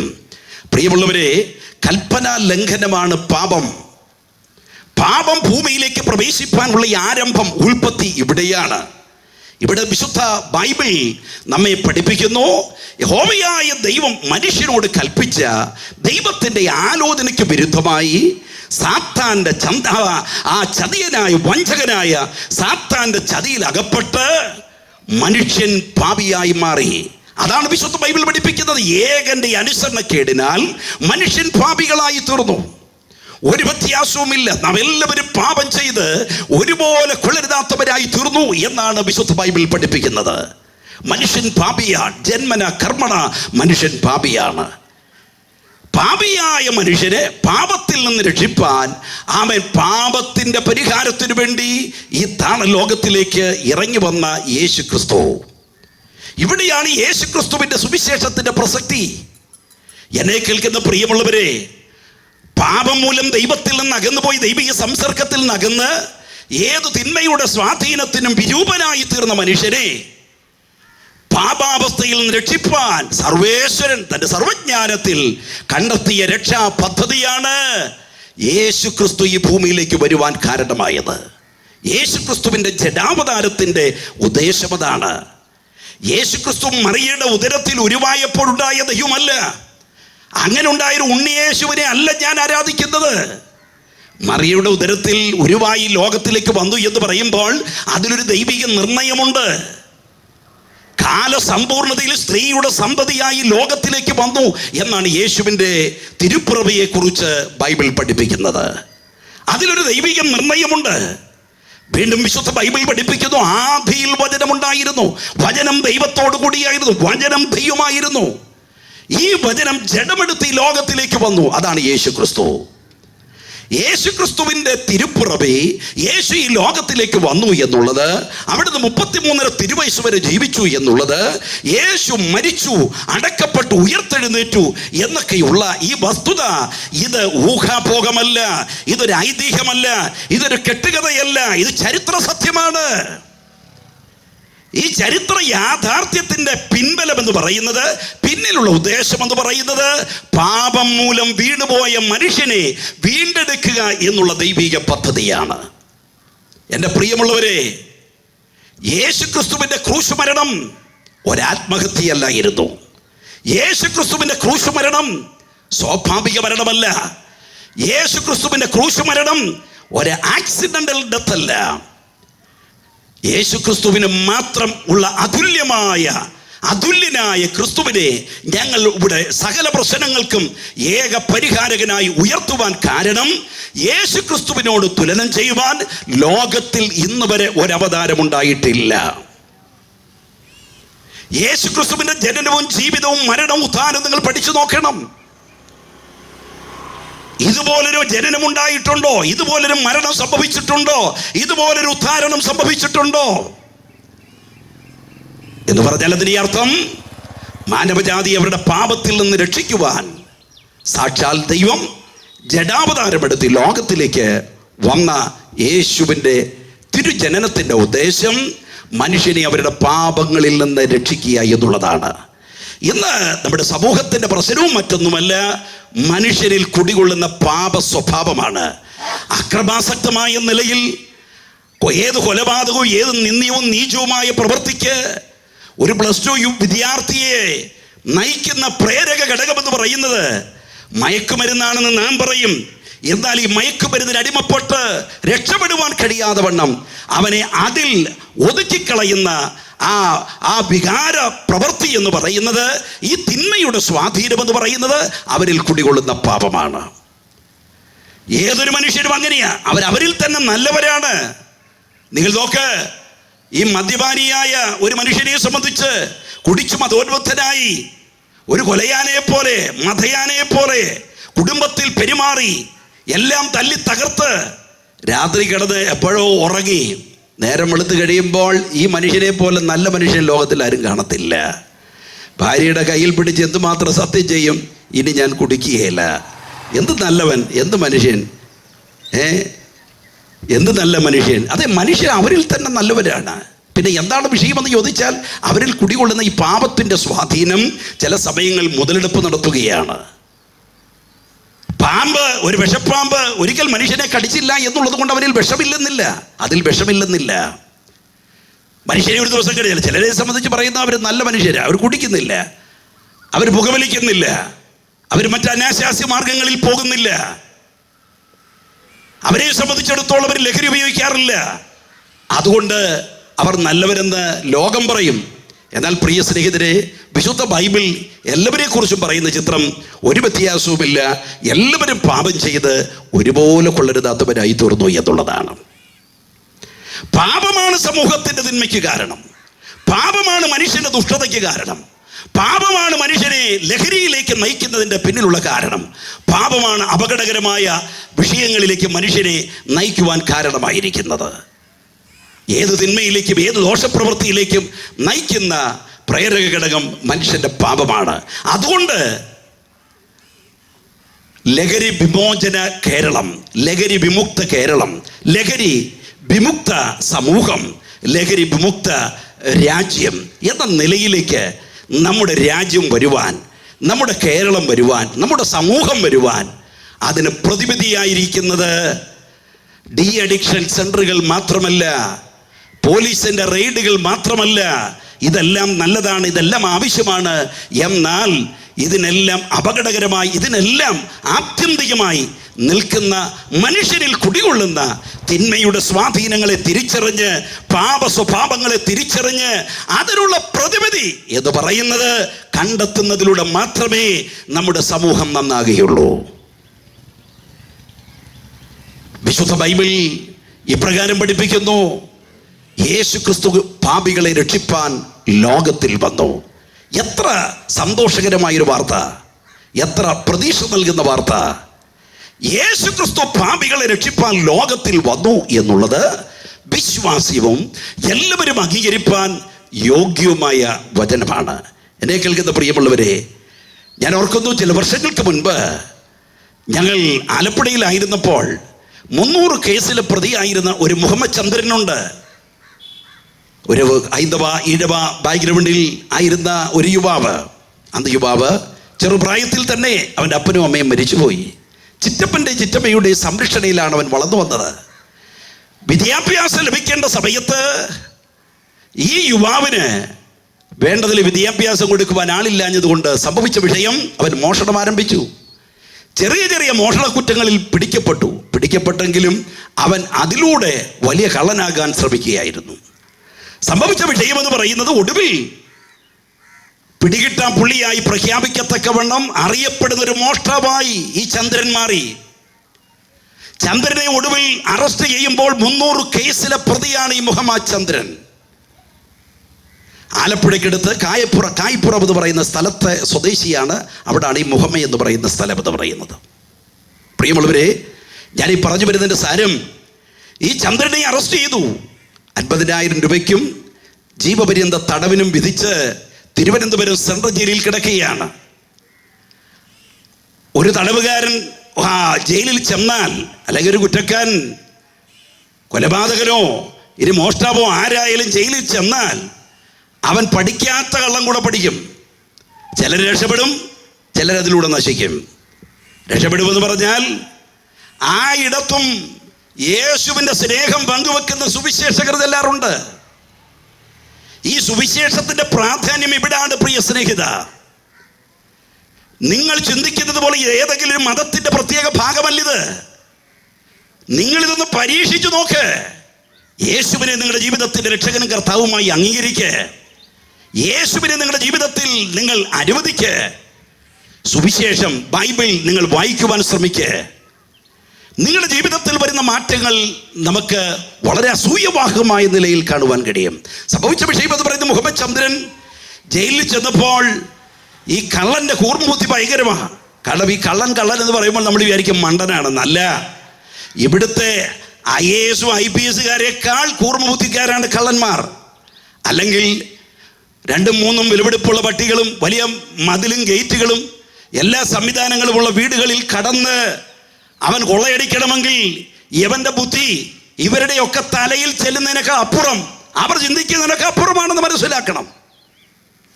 എങ്കിൽ മാത്രമേ ആ നിലയിൽ അവന് പ്രവർത്തിപ്പാൻ കഴിയുള്ളൂ. അതുകൊണ്ടാണല്ലോ പല ജയിൽ പുള്ളികളെയും രാഷ്ട്രീയക്കാർ അവരുടെ ആവശ്യങ്ങൾക്കായി വിനിയോഗിക്കുന്നത്. പലയിടത്തും ചിലപ്പോൾ ചില ഏമാന്മാർ പോലും അവരുടെ ആവശ്യങ്ങൾക്ക് ഉപയോഗിക്കുന്നത്. എന്ന് പറഞ്ഞാൽ ആ നിലയിൽ കൂർമ്മബുദ്ധിക്കാരാണവർ. ഈ ചന്ദ്രനെ സംബന്ധിച്ചിടത്തോളം അവിടെ ജയിലിൽ ചെന്ന് കഴിഞ്ഞപ്പോൾ അവന് ദൈവമില്ല, അവന് യാതൊരു ദൈവിക വിശ്വാസമില്ല. ആകെയുള്ള വിശ്വാസം ഒരു ഹൈന്ദവ ചിന്താ പശ്ചാത്തലമായതുകൊണ്ട് അവൻ എപ്പോഴൊക്കെയോ അറിഞ്ഞ അവൻ്റെ ദേവീദേവന്മാരുടെ ചിന്തകളാണ്. ഇങ്ങനെ ഇരിക്കെ ഈ ചന്ദ്രൻ അവിടെ ഒരു പ്രാർത്ഥനാ യോഗത്തിൽ സംബന്ധിക്കുകയാണ്. ആ പ്രാർത്ഥനാ യോഗത്തിൽ സംബന്ധിക്കുന്ന ചന്ദ്രൻ മറ്റു പലരെ പോലെ ഇഷ്ടമില്ലാത്തവരായി പലതും പ്രതികരിച്ച് ഇതൊക്കെ വിദേശ പണം കൊണ്ട് ചെയ്യുന്ന പ്രവൃത്തിയാണെന്നൊക്കെ പറഞ്ഞ് ആ നിലയിലൊക്കെ കളിയാക്കി ആക്ഷേപിച്ചൊക്കെ വിട്ടു. സംഭവിച്ച വിഷയം, ഏതൊരു മനുഷ്യനും യാഥാർത്ഥ്യം അറിയാൻ ദൈവം ഒരുക്കുന്ന ഓരോ മുഖാന്തരങ്ങളുണ്ട്. ഞങ്ങളാരിവിടെ നിൽക്കുന്ന പലരും ജനിച്ചു വളർന്നത് പെന്തക്കോസിലായിരുന്നില്ല. കത്തോലിക്കയിലും യാക്കോബയിലും സാമുദായിക പശ്ചാത്തലങ്ങളിലും മറ്റ് പലവിധ മത പശ്ചാത്തലങ്ങൾ സാഹചര്യങ്ങളിൽ ജനിച്ചു വളർത്തപ്പെട്ടവരാണ്. ഒരു കാലത്ത് സുവിശേഷത്തോടും യേശുവിനോടും അതൃപ്തിയുള്ളവരായി യാതൊരു താല്പര്യവുമില്ലാതെ ഈ ബൈബിളിനോടൊക്കെ വിമുഖത കാണിച്ചവരാണ് ഞങ്ങളിൽ പലരും. എന്നാൽ മനുഷ്യന്റെ രക്ഷയ്ക്ക് അവരുടെ പ്രശ്നങ്ങൾക്ക് പരിഹാരം നൽകുവാൻ പ്രതിപതിയായി വിശുദ്ധ വേദപുസ്തക സന്ദേശങ്ങൾക്ക് മാത്രമേ കഴിയൂ എന്നും യേശു ക്രിസ്തുവിലൂടെ മാത്രമേ ഞങ്ങളുടെ പ്രശ്നങ്ങൾക്ക് പരിഹാരമുള്ളൂ എന്ന് കണ്ടെത്തുവാൻ ജീവിതത്തിൻ്റെ ചില ഏടുകളിൽ മനസ്സിലാക്കാൻ കഴിഞ്ഞതാണ് ഞങ്ങളുടെ ജീവിതത്തിൽ ഞങ്ങൾ ഉച്ചസ്ഥരം യേശുവിനെ പ്രഘോഷിക്കുവാൻ കാരണമായത്. പറഞ്ഞു വന്ന വിഷയം എന്ന് പറയുന്നത്, ഈ ചന്ദ്രൻ ഈ നിലയിലൊക്കെ പ്രതികരിച്ചിരുന്ന കൂട്ടത്തിൽ ഒരിക്കൽ തനിക്കൊരു അറ്റാക്ക് ഉണ്ടായി. അറ്റാക്ക് അങ്ങ് സിവിയറായി, വല്ലാത്ത അപകട നിലയായി. തന്നെ തിരുവനന്തപുരം മെഡിക്കൽ കോളേജിൽ ICUവിലേക്ക് മാറ്റി. എൻ്റെ പ്രിയമുള്ളവരെ, ഈ ICUവിൽ കിടക്കുന്ന ചന്ദ്രനെ സംബന്ധിച്ചിടത്തോളം തനിക്ക് അസഹനീയമായ വേദന. ഒരുപോലെ വേദന നിൽക്കുക. ഉറങ്ങിയിട്ട് 2 ദിവസമായി. ഇപ്പോൾ മരിക്കുമെന്നുള്ള നിലയിലാണ്. ഹോസ്പിറ്റലിൽ ഡോക്ടേഴ്സ് കാര്യങ്ങളൊക്കെ നോക്കി വല്ലാത്ത നിലയിൽ സിവിയറായിരിക്കുന്നു, അറ്റാക്ക് സംഭവിക്കും, എന്തെങ്കിലുമൊക്കെ സംഭവിക്കും. ഒടുവിൽ സംഭവിച്ച വിഷയമെന്ന് പറയുന്നത് ചന്ദ്രൻ്റെ വേണ്ടപ്പെട്ടവരെയൊക്കെ വിളിച്ചു വിവരം അറിയിച്ചു. ഉറങ്ങിയിട്ട് 2 ദിവസമായി. അപകടകരമായ നില. ചന്ദ്രൻ അതിവേദന കൊണ്ട് ഈ ചന്ദ്രൻ കിടക്കുന്ന കൂട്ടത്തിൽ അവനറിയാമെന്ന ദേവീദേവന്മാരെയൊക്കെ വിളിക്കുന്നു. കള്ളനാണെങ്കിലും രക്ഷപ്പെടാൻ ആർക്കും ആഗ്രഹമില്ലേ? അവനറിയാമെന്ന ദേവീദേവന്മാരെയൊക്കെ വിളിക്കുന്നു. പക്ഷേ പ്രശ്നത്തിന് പരിഹാരമില്ല. ഒടുവിൽ ചന്ദ്രന്റെ മനസ്സിൽ യേശുദേവ എന്ന് വിളിക്കത്തക്ക ഒരു ചിന്ത വരികയാണ്. ഈ ചന്ദ്രൻ ഞങ്ങളോട് 1 വർഷത്തോളം താമസിച്ച ആളാണ്. അതുകൊണ്ടാണ് ഇത് ഇത്ര ആധികാരികമായി ഞാൻ പറയുന്നത്. സംഭവിച്ച വിഷയമെന്ന് പറയുന്നത് ഉറങ്ങിയിട്ട് 2 ദിവസമായി, അതിവേദനയാണ്. ചന്ദ്രൻ പറഞ്ഞത് ഒടുവിൽ ഇങ്ങനെ കിടന്ന കൂട്ടത്തിലാണ് അറിയാവുന്ന ദേവീദേവന്മാരെയൊക്കെ വിളിച്ചു. പക്ഷേ ഒരു ശമനവും ഇല്ല. അവൻ ആവശ്യം പറ്റൊന്നുമല്ലെന്ന് ഉറങ്ങണം. ഉറങ്ങിയിട്ട് 2 ദിവസമായി. ഉറക്കമില്ലാത്തവർക്ക് അതിൻ്റെ വേദന അറിയാൻ കഴിയൂ. സംഭവിച്ച വിഷയം, ഈ ചന്ദ്രൻ യേശുദേവ എനിക്കൊന്ന് ഉറങ്ങണം എന്ന് മാത്രം പറഞ്ഞതായിട്ട് ചന്ദ്രൻ പറയുന്നു. വേറെ ഒന്നും പറയാൻ അറിയത്തില്ല. യേശുദേവ എന്നെ ഒന്ന് സഹായിക്കണം, എനിക്കൊന്ന് ഉറങ്ങണം. എൻ്റെ പ്രിയമുള്ളവരെ, സംഭവിച്ച വിഷയം എപ്പോഴോ ഈ വിളിച്ച കൂട്ടത്തിൽ അല്പം കഴിഞ്ഞു ചന്ദ്രൻ അങ്ങ് ഉറങ്ങിപ്പോയി. ആ ഉറക്കം പിറ്റേ ദിവസം ഡോക്ടേഴ്സ് റൗട്ട്സിന് വന്ന് കാര്യങ്ങൾ നോക്കുമ്പോൾ ഈ ചന്ദ്രൻ കൂർക്കം വലിച്ചുറങ്ങുകയാണ്. ECG എല്ലാം നോർമൽ, കാര്യങ്ങൾ എല്ലാം നോർമലായിരിക്കുന്നു.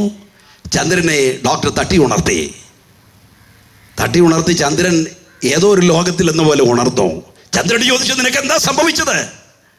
അവൻ പറഞ്ഞു, അവനൊന്നും അറിയത്തില്ല.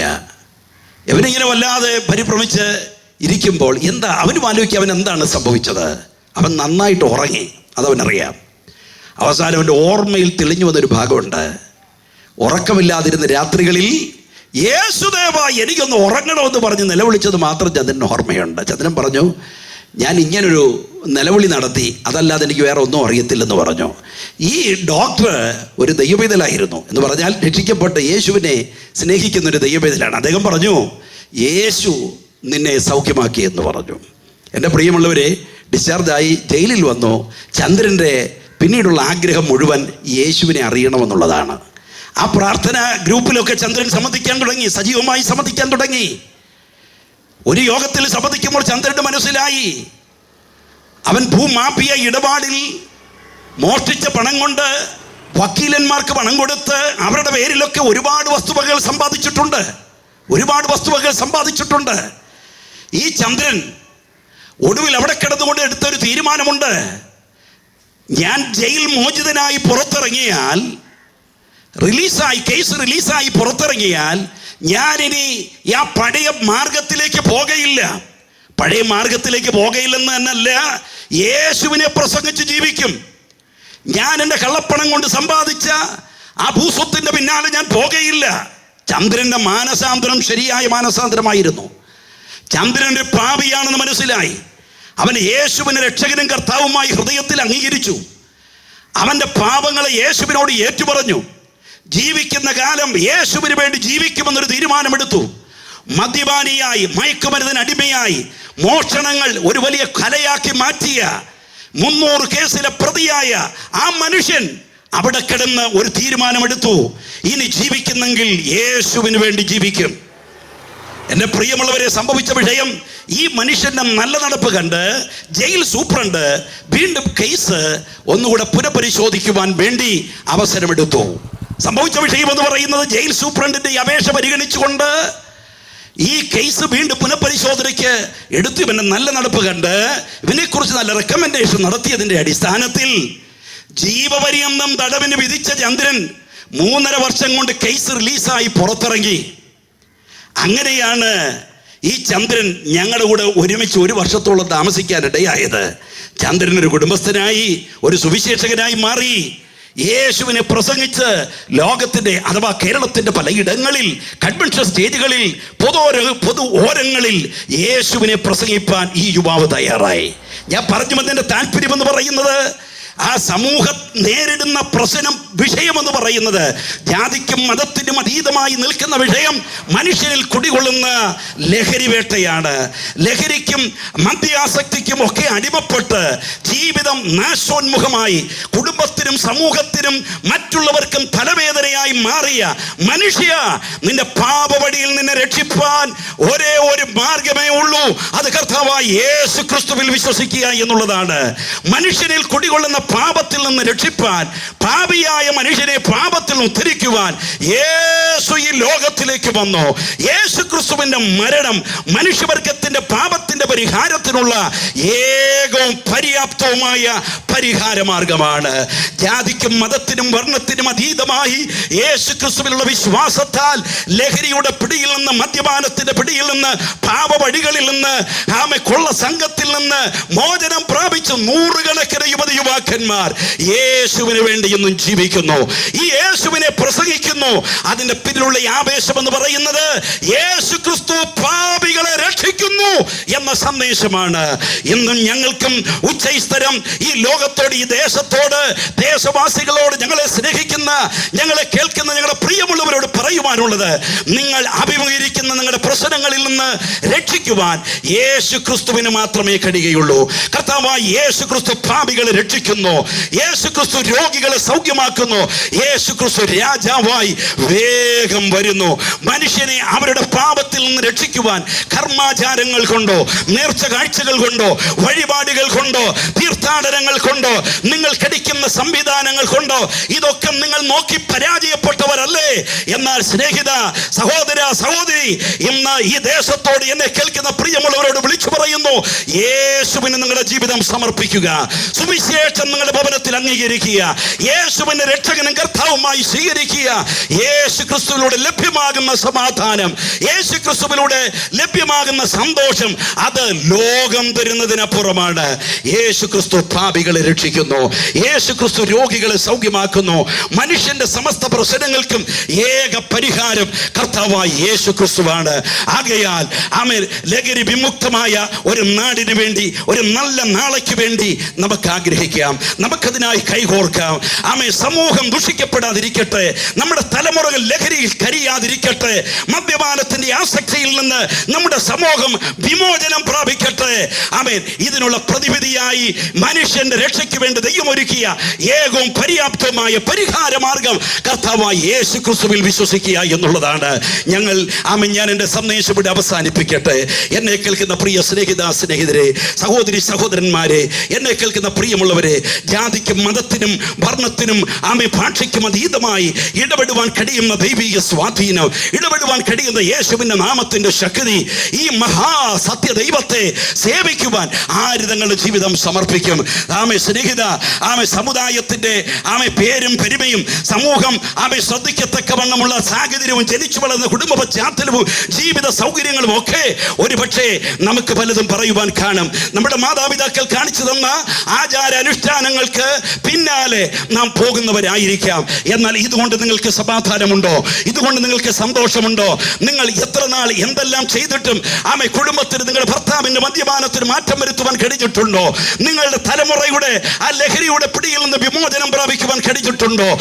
ഒരിക്കൽ കൂടെ ഞങ്ങൾ പറയുന്നു, നേർച്ച കാഴ്ചകൾക്കോ ഭൗതികമായ ഏതെങ്കിലും നേട്ടങ്ങൾക്കോ, നിങ്ങൾ ചെയ്യുന്ന കർമാചാരങ്ങൾക്കോ നിങ്ങളുടെ പ്രശ്നങ്ങൾക്ക് പരിഹാരം വരുത്തുവാൻ കഴിയുകയില്ല. കാരണം നിങ്ങളിൽ കുടികൊള്ളുന്ന, നിങ്ങളുടെ തലമുറയിൽ കുടികൊള്ളുന്ന, നിങ്ങളുടെ ഭർത്താവിൽ കുടികൊള്ളുന്ന പാപമാണ് പ്രശ്നം. ഈ പാപത്തിനുള്ള പരിഹാരം കർത്താവായ യേശു ക്രിസ്തുവിൽ വിശ്വസിക്കുക എന്നുള്ളതാണ്. ഒരിക്കൽ കൂടെ ഞങ്ങൾ ഈ ദേശത്തോട് ഈ സദ്വർത്തമാനം വിളിച്ചു പറയുന്നു, യേശു ക്രിസ്തു പാപികളെ രക്ഷിക്കുന്നു. കർത്താവായ യേശു ക്രിസ്തുവിൽ വിശ്വസിക്കുക, എന്നാൽ നീയും നിന്റെ കുടുംബവും രക്ഷ പ്രാപിക്കും.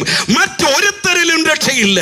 നാം രക്ഷിക്കപ്പെടുവാൻ ആകാശത്തിന് കീഴിൽ മനുഷ്യരുടെ ഇടയിൽ നൽകപ്പെട്ട ഏക നാമം, സർവ്വലോകത്തിന്റെ പാപത്തിന്റെ പരിഹാരത്തിന് വേണ്ടി രക്ഷയ്ക്കുള്ള ഏക രക്ഷാനാമം നാമം, അത് കർത്താവായ യേശു ക്രിസ്തുവാണ്. ആമേൻ. എൻ്റെ പ്രിയമുള്ളവരെ, ഞങ്ങൾ ടീമങ്ങളെല്ലാം ഇപ്പോൾ മുന്നോട്ട് വന്ന് ഞങ്ങൾ ഏകമായി ഒരു പാട്ടിൻ്റെ ഇടയിൽ നിങ്ങൾ ചേർന്ന് കരങ്ങളടിച്ച് പാടി ഒരുമിച്ച് ഈ അവസരം നമുക്ക് ചേർന്ന് വന്നാട്ടെ. എല്ലാവരും വന്നാട്ടെ. കർത്താവിനെ മഹത്വപ്പെടുത്തുവാനുള്ള അവസരമാണ്. യേശുവിൻ്റെ നാമം വിജയിക്കട്ടെ. സാത്താന്റെ കോട്ടകൾ തകർന്നിടട്ടെ. പൈശാചികമായ ബന്ധനത്തിൽ അടിമകളാക്കി തിന്മയുടെ സ്വാധീനങ്ങളിലേക്ക് മനുഷ്യനെ നയിക്കുന്ന, പാപബന്ധനങ്ങളിലേക്ക് നയിക്കുന്ന തിന്മയുടെ എല്ലാ മൂർത്തി പാപങ്ങളുടെ പിടിയിൽ നിന്ന് രക്ഷ നേടുവാൻ പര്യാപ്തമായ യേശുവിന്റെ നാമം ഞങ്ങൾ ഒരുമിച്ച് ഈ ദേശത്ത് ഉയർത്തുന്നു. ഈ നാമത്തിന്റെ ശക്തി സകല നാമത്തിലും മേലായ നാമം. പാപികളായ മനുഷ്യനെ പാപത്തിൽ നിന്ന് രക്ഷിക്കുവാൻ, പാപത്തിന്റെ പരിഹാരത്തിൽ നിന്ന് വിടുവിപ്പാൻ, സകല തിന്മയിൽ നിന്ന് വിടുവിപ്പാൻ രക്ഷയ്ക്ക് മതിയായ ഏകനാമം കർത്താവായ യേശു ക്രിസ്തുവിൽ വിശ്വസിക്കുക. യേശുവിന്റെ നാമം നമുക്ക് ഒരുമിച്ച് കരങ്ങളടിച്ച് കൊയറിനോടൊപ്പം ചേർന്ന് പാടി കർത്താവിനെ നമുക്ക് മഹത്വപ്പെടുത്താം.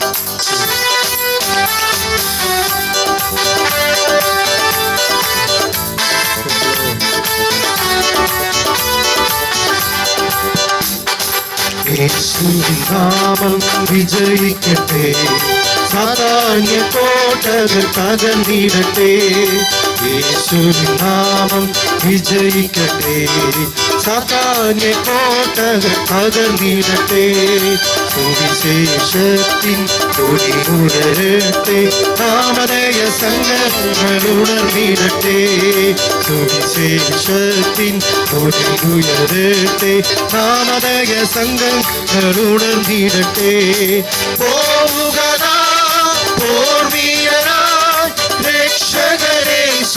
പ്രിയജനമേ, രക്ഷാദൂതിൻ പടകവുമാ ഗുണമോടെ മുന്നോട്ടു പോകുക.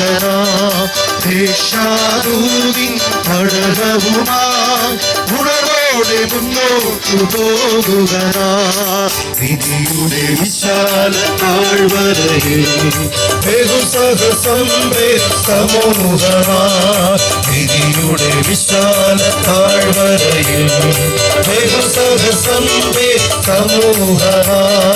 വിനാശകർത്തം ഭൂകിടുവാന വഞ്ചിതരായി പ്രയാണം ചെയ്തിടുമ്പോൾ. വിനാശകർത്തം ഭൂകിടുവാന വഞ്ചിതരായി പ്രയാണം ചെയ്തിടുമ്പോൾ.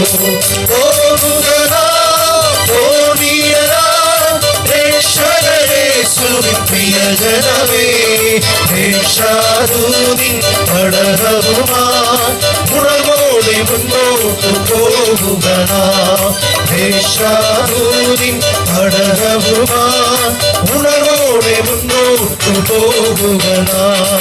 അന്തിമ ദുർഘട സമയമിത് അടർന്നോട്ടി വരും മുൻപ്. അന്തിമ ദുർഘട സമയമിത് അടർന്നോട്ടി വരും മുൻപ്. ദൈവരാജത്തിനാ ആത്മബലത്തോടരാടുക.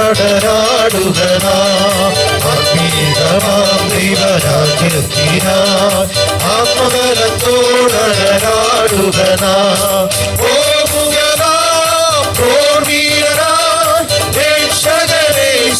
പ്രിയജനമേ, രക്ഷാദൂതിൻ പടകവുമായി ഗുണമോടെ മുന്നോട്ടു പോകുക. രക്ഷാദൂതിൻ പടകവുമായി ഗുണമോടെ മുന്നോട്ടു പോകുക. യേശുവിൻ നാമം വിജയിക്കട്ടെ. സാധാന്യ കോട്ടകൾ തകർന്നിടട്ടെ. യേശുവിൻ നാമം വിജയിക്കട്ടെ. സാധാന്യ കോട്ടകൾ തകർന്നിടട്ടെ. സുവിശേഷത്തിൻ കൊടിയുയരട്ടെ. നാമധേയ സംഘങ്ങൾ ഉണർന്നിടട്ടെ. സുവിശേഷത്തിൻ കൊടിയുയരട്ടെ. നാമധേയ സംഘങ്ങൾ ഉണർന്നിടട്ടെ.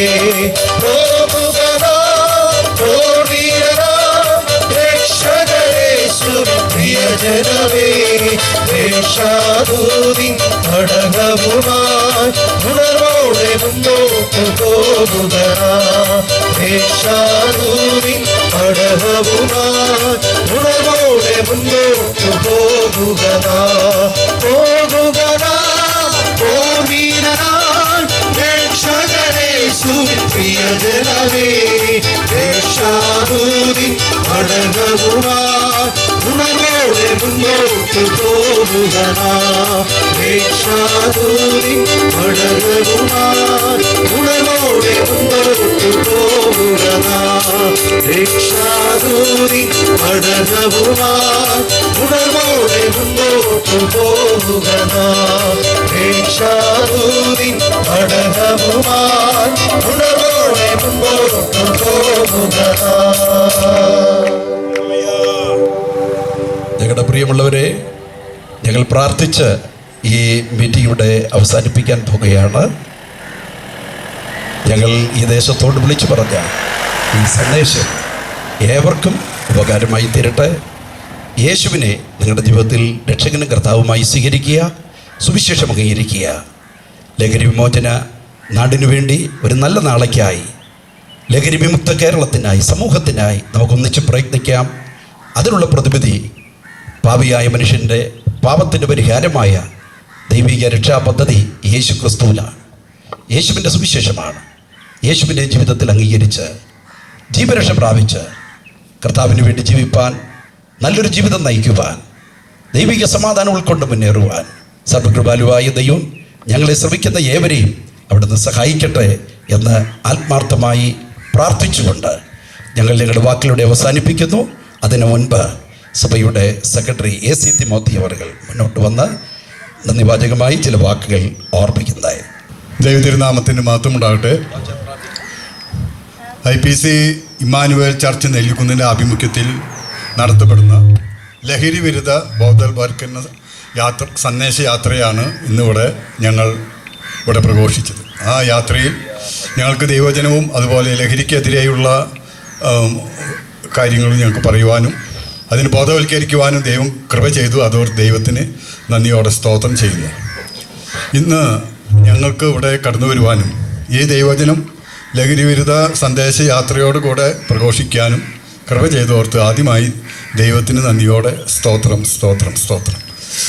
പിന്നെ ഈ ദേശനിവാസികൾ ദൈവം സ്നേഹിക്കുന്നതിൻ്റെ അടയാളമാണ് ഞങ്ങൾക്കൊരു പ്രാവശ്യം ഇവിടെ കടന്നു വരുവാനും ഈ മാറ്റമില്ലാത്ത ദൈവവചനം പ്രഘോഷിക്കുവാനും ഞങ്ങൾക്ക് ഇടയായത്. ഈ സന്ദേശം ശ്രവിച്ച എല്ലാ നല്ലവരായ ഞങ്ങളുടെ മാന്യ സുഹൃത്തുക്കളോടും അയൽവാസികളോടൊക്കെ ഞങ്ങൾ നന്ദിയുള്ളവരാണ്. ഈ കേട്ട വചനം നിങ്ങൾക്ക് ഉപകാരമായി തീരട്ടെ എന്നുള്ള പ്രാർത്ഥനയും ഞങ്ങൾ അറിയിക്കുന്നു. എല്ലാവരോടുള്ള നന്ദിയെയും അറിയിക്കുന്നു.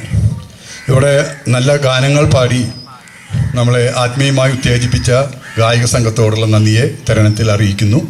അതുപോലെ തന്നെ ആദ്യമായി ഞങ്ങളുടെ സഹോദരി ജിങ്കിൾ ബാബു തൻ്റെ അനുഭവ സാക്ഷ്യത്തിൽ കൂടെ ദൈവവചനം പങ്കുവച്ചു. ആ സഹോദരിയോർത്ത് ദൈവത്തെ സ്തുതിക്കുന്നു. ഇനിയും ഇങ്ങനെയുള്ള സന്ദേശങ്ങൾ അറിയിക്കുവാൻ ദൈവം കൃപ ചെയ്യട്ടെ എന്ന് ആത്മാർത്ഥമായി പ്രാർത്ഥിക്കുകയും ആ സഹോദരിയോടുള്ള നന്ദിയെ തരുണത്തിൽ അറിയിക്കുകയും ചെയ്യുന്നു. ഈ മീറ്റിംഗ് പ്രാർത്ഥിച്ച് ആരംഭിച്ച രാജൻ പ്രതോടുള്ള നന്ദി അറിയിക്കുന്നു.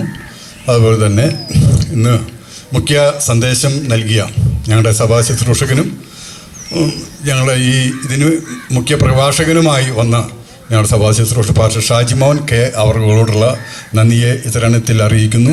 അതുമാത്രമല്ല, ഞങ്ങൾക്ക് ഇത്രയും സഹോദരി സഹോദരന്മാർ, കുഞ്ഞുങ്ങൾ എല്ലാവരും അവിടെ വന്നു ദൈവത്തിൻ്റെ നാമത്തെ ഉയർത്തുവാൻ ഞങ്ങൾക്ക് കൃപ ചെയ്തു.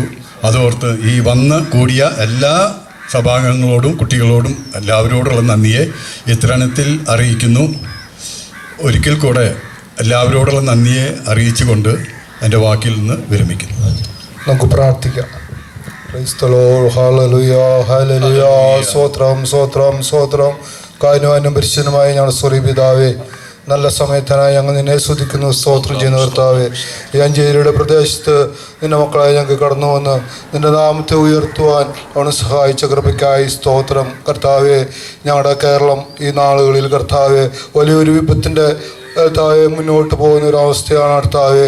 അനേക യുവതി യുവാക്കൾ ലഹരി പദാർത്ഥങ്ങൾക്കും മദ്യപാനത്തിനെല്ലാം അടിമകളായി ജീവിതത്തിൽ സന്തോഷമില്ലാതെ, സ്വസ്ഥതയില്ലാതെ, സമാധാനമില്ലാതെ മുന്നോട്ട് പോകുന്ന ഒരു കാലഘട്ടത്തിലാണ് കർത്താവെ ഞങ്ങളായിരിക്കുന്നത്.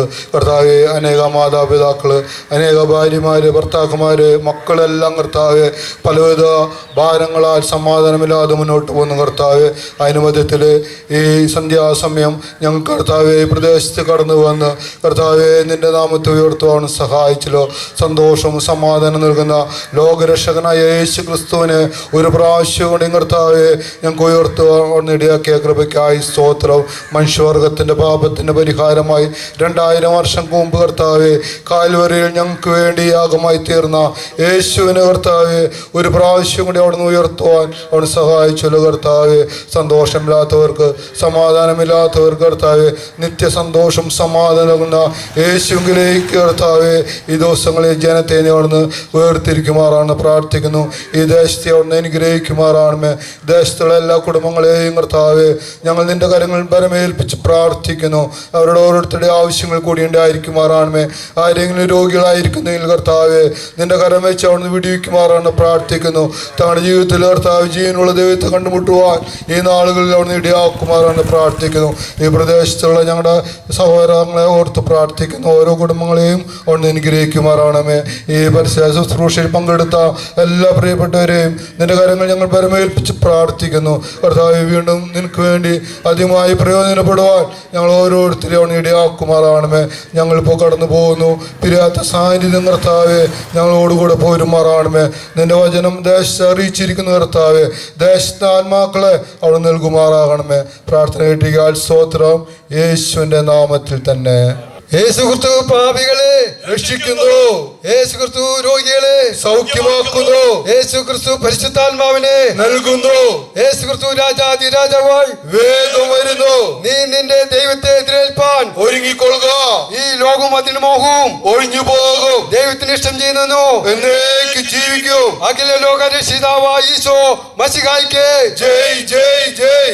അഖില ലോക രക്ഷിതാവായ ഈശോ മശിഹായ്ക്ക് ജയ് ജയ് ജയ്. വന്നവനും വരുവാനിരിക്കുന്ന ഈശോ മശിഹായ്ക്ക് ജയ് ജയ് ജയ്. പാപത്തിന്റെ ശമ്പളം മരണമത്രേ. പാപം ചെയ്യുന്ന ദേഹി മരിക്കൂ. ഇപ്പോഴാകുന്നു സുപ്രസാദ കാലം, ഇപ്പോഴാകുന്നു രക്ഷാദിവസം. നീ നിന്റെ ദൈവത്തെ കണ്ടെത്തുന്ന കാലം ഇപ്പോഴത്രേ. മറ്റൊരുത്തിലും രക്ഷയില്ല. ഇപ്പോ നിന്റെ രക്ഷയുടെ ദൈവത്തെ കണ്ടെത്തുക. ആമേൻ.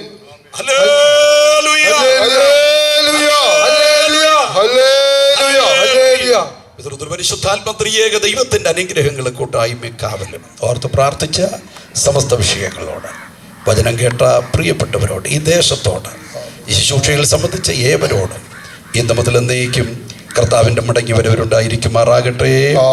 ആമേൻ. ഞങ്ങൾ ശ്രമിച്ച പ്രിയമുള്ളവരോട് പ്രത്യേകം നന്ദി അറിയിക്കുന്നു. നിങ്ങൾക്ക് ഏതെങ്കിലും പ്രാർത്ഥനാ വിഷയങ്ങൾ, നിങ്ങൾ അഭിമുഖീകരിക്കുന്ന പ്രശ്നങ്ങൾ പ്രാർത്ഥിക്കണം എന്ന് താല്പര്യമുള്ളവരുണ്ടെങ്കിൽ നെല്ലിക്കുന്ന IPC മാനുവൽ സഭയുമായി ബന്ധപ്പെടാം. ഇവിടെ തൊട്ട് അടുത്തുള്ള തിമോത്തി അവരുടെ ഭവനം, ഇവിടെ ഇരിക്കുന്ന പലരും നിങ്ങൾക്ക് പരിചിതരാണ്. നിങ്ങൾക്ക് ഞങ്ങളുമായി ബന്ധപ്പെടാം. ഞങ്ങൾ നിങ്ങളെ പ്രാർത്ഥനയിൽ സഹായിക്കാം. സർവേശ്വരൻ ഏവരെയും സഹായിക്കട്ടെ. God bless you all.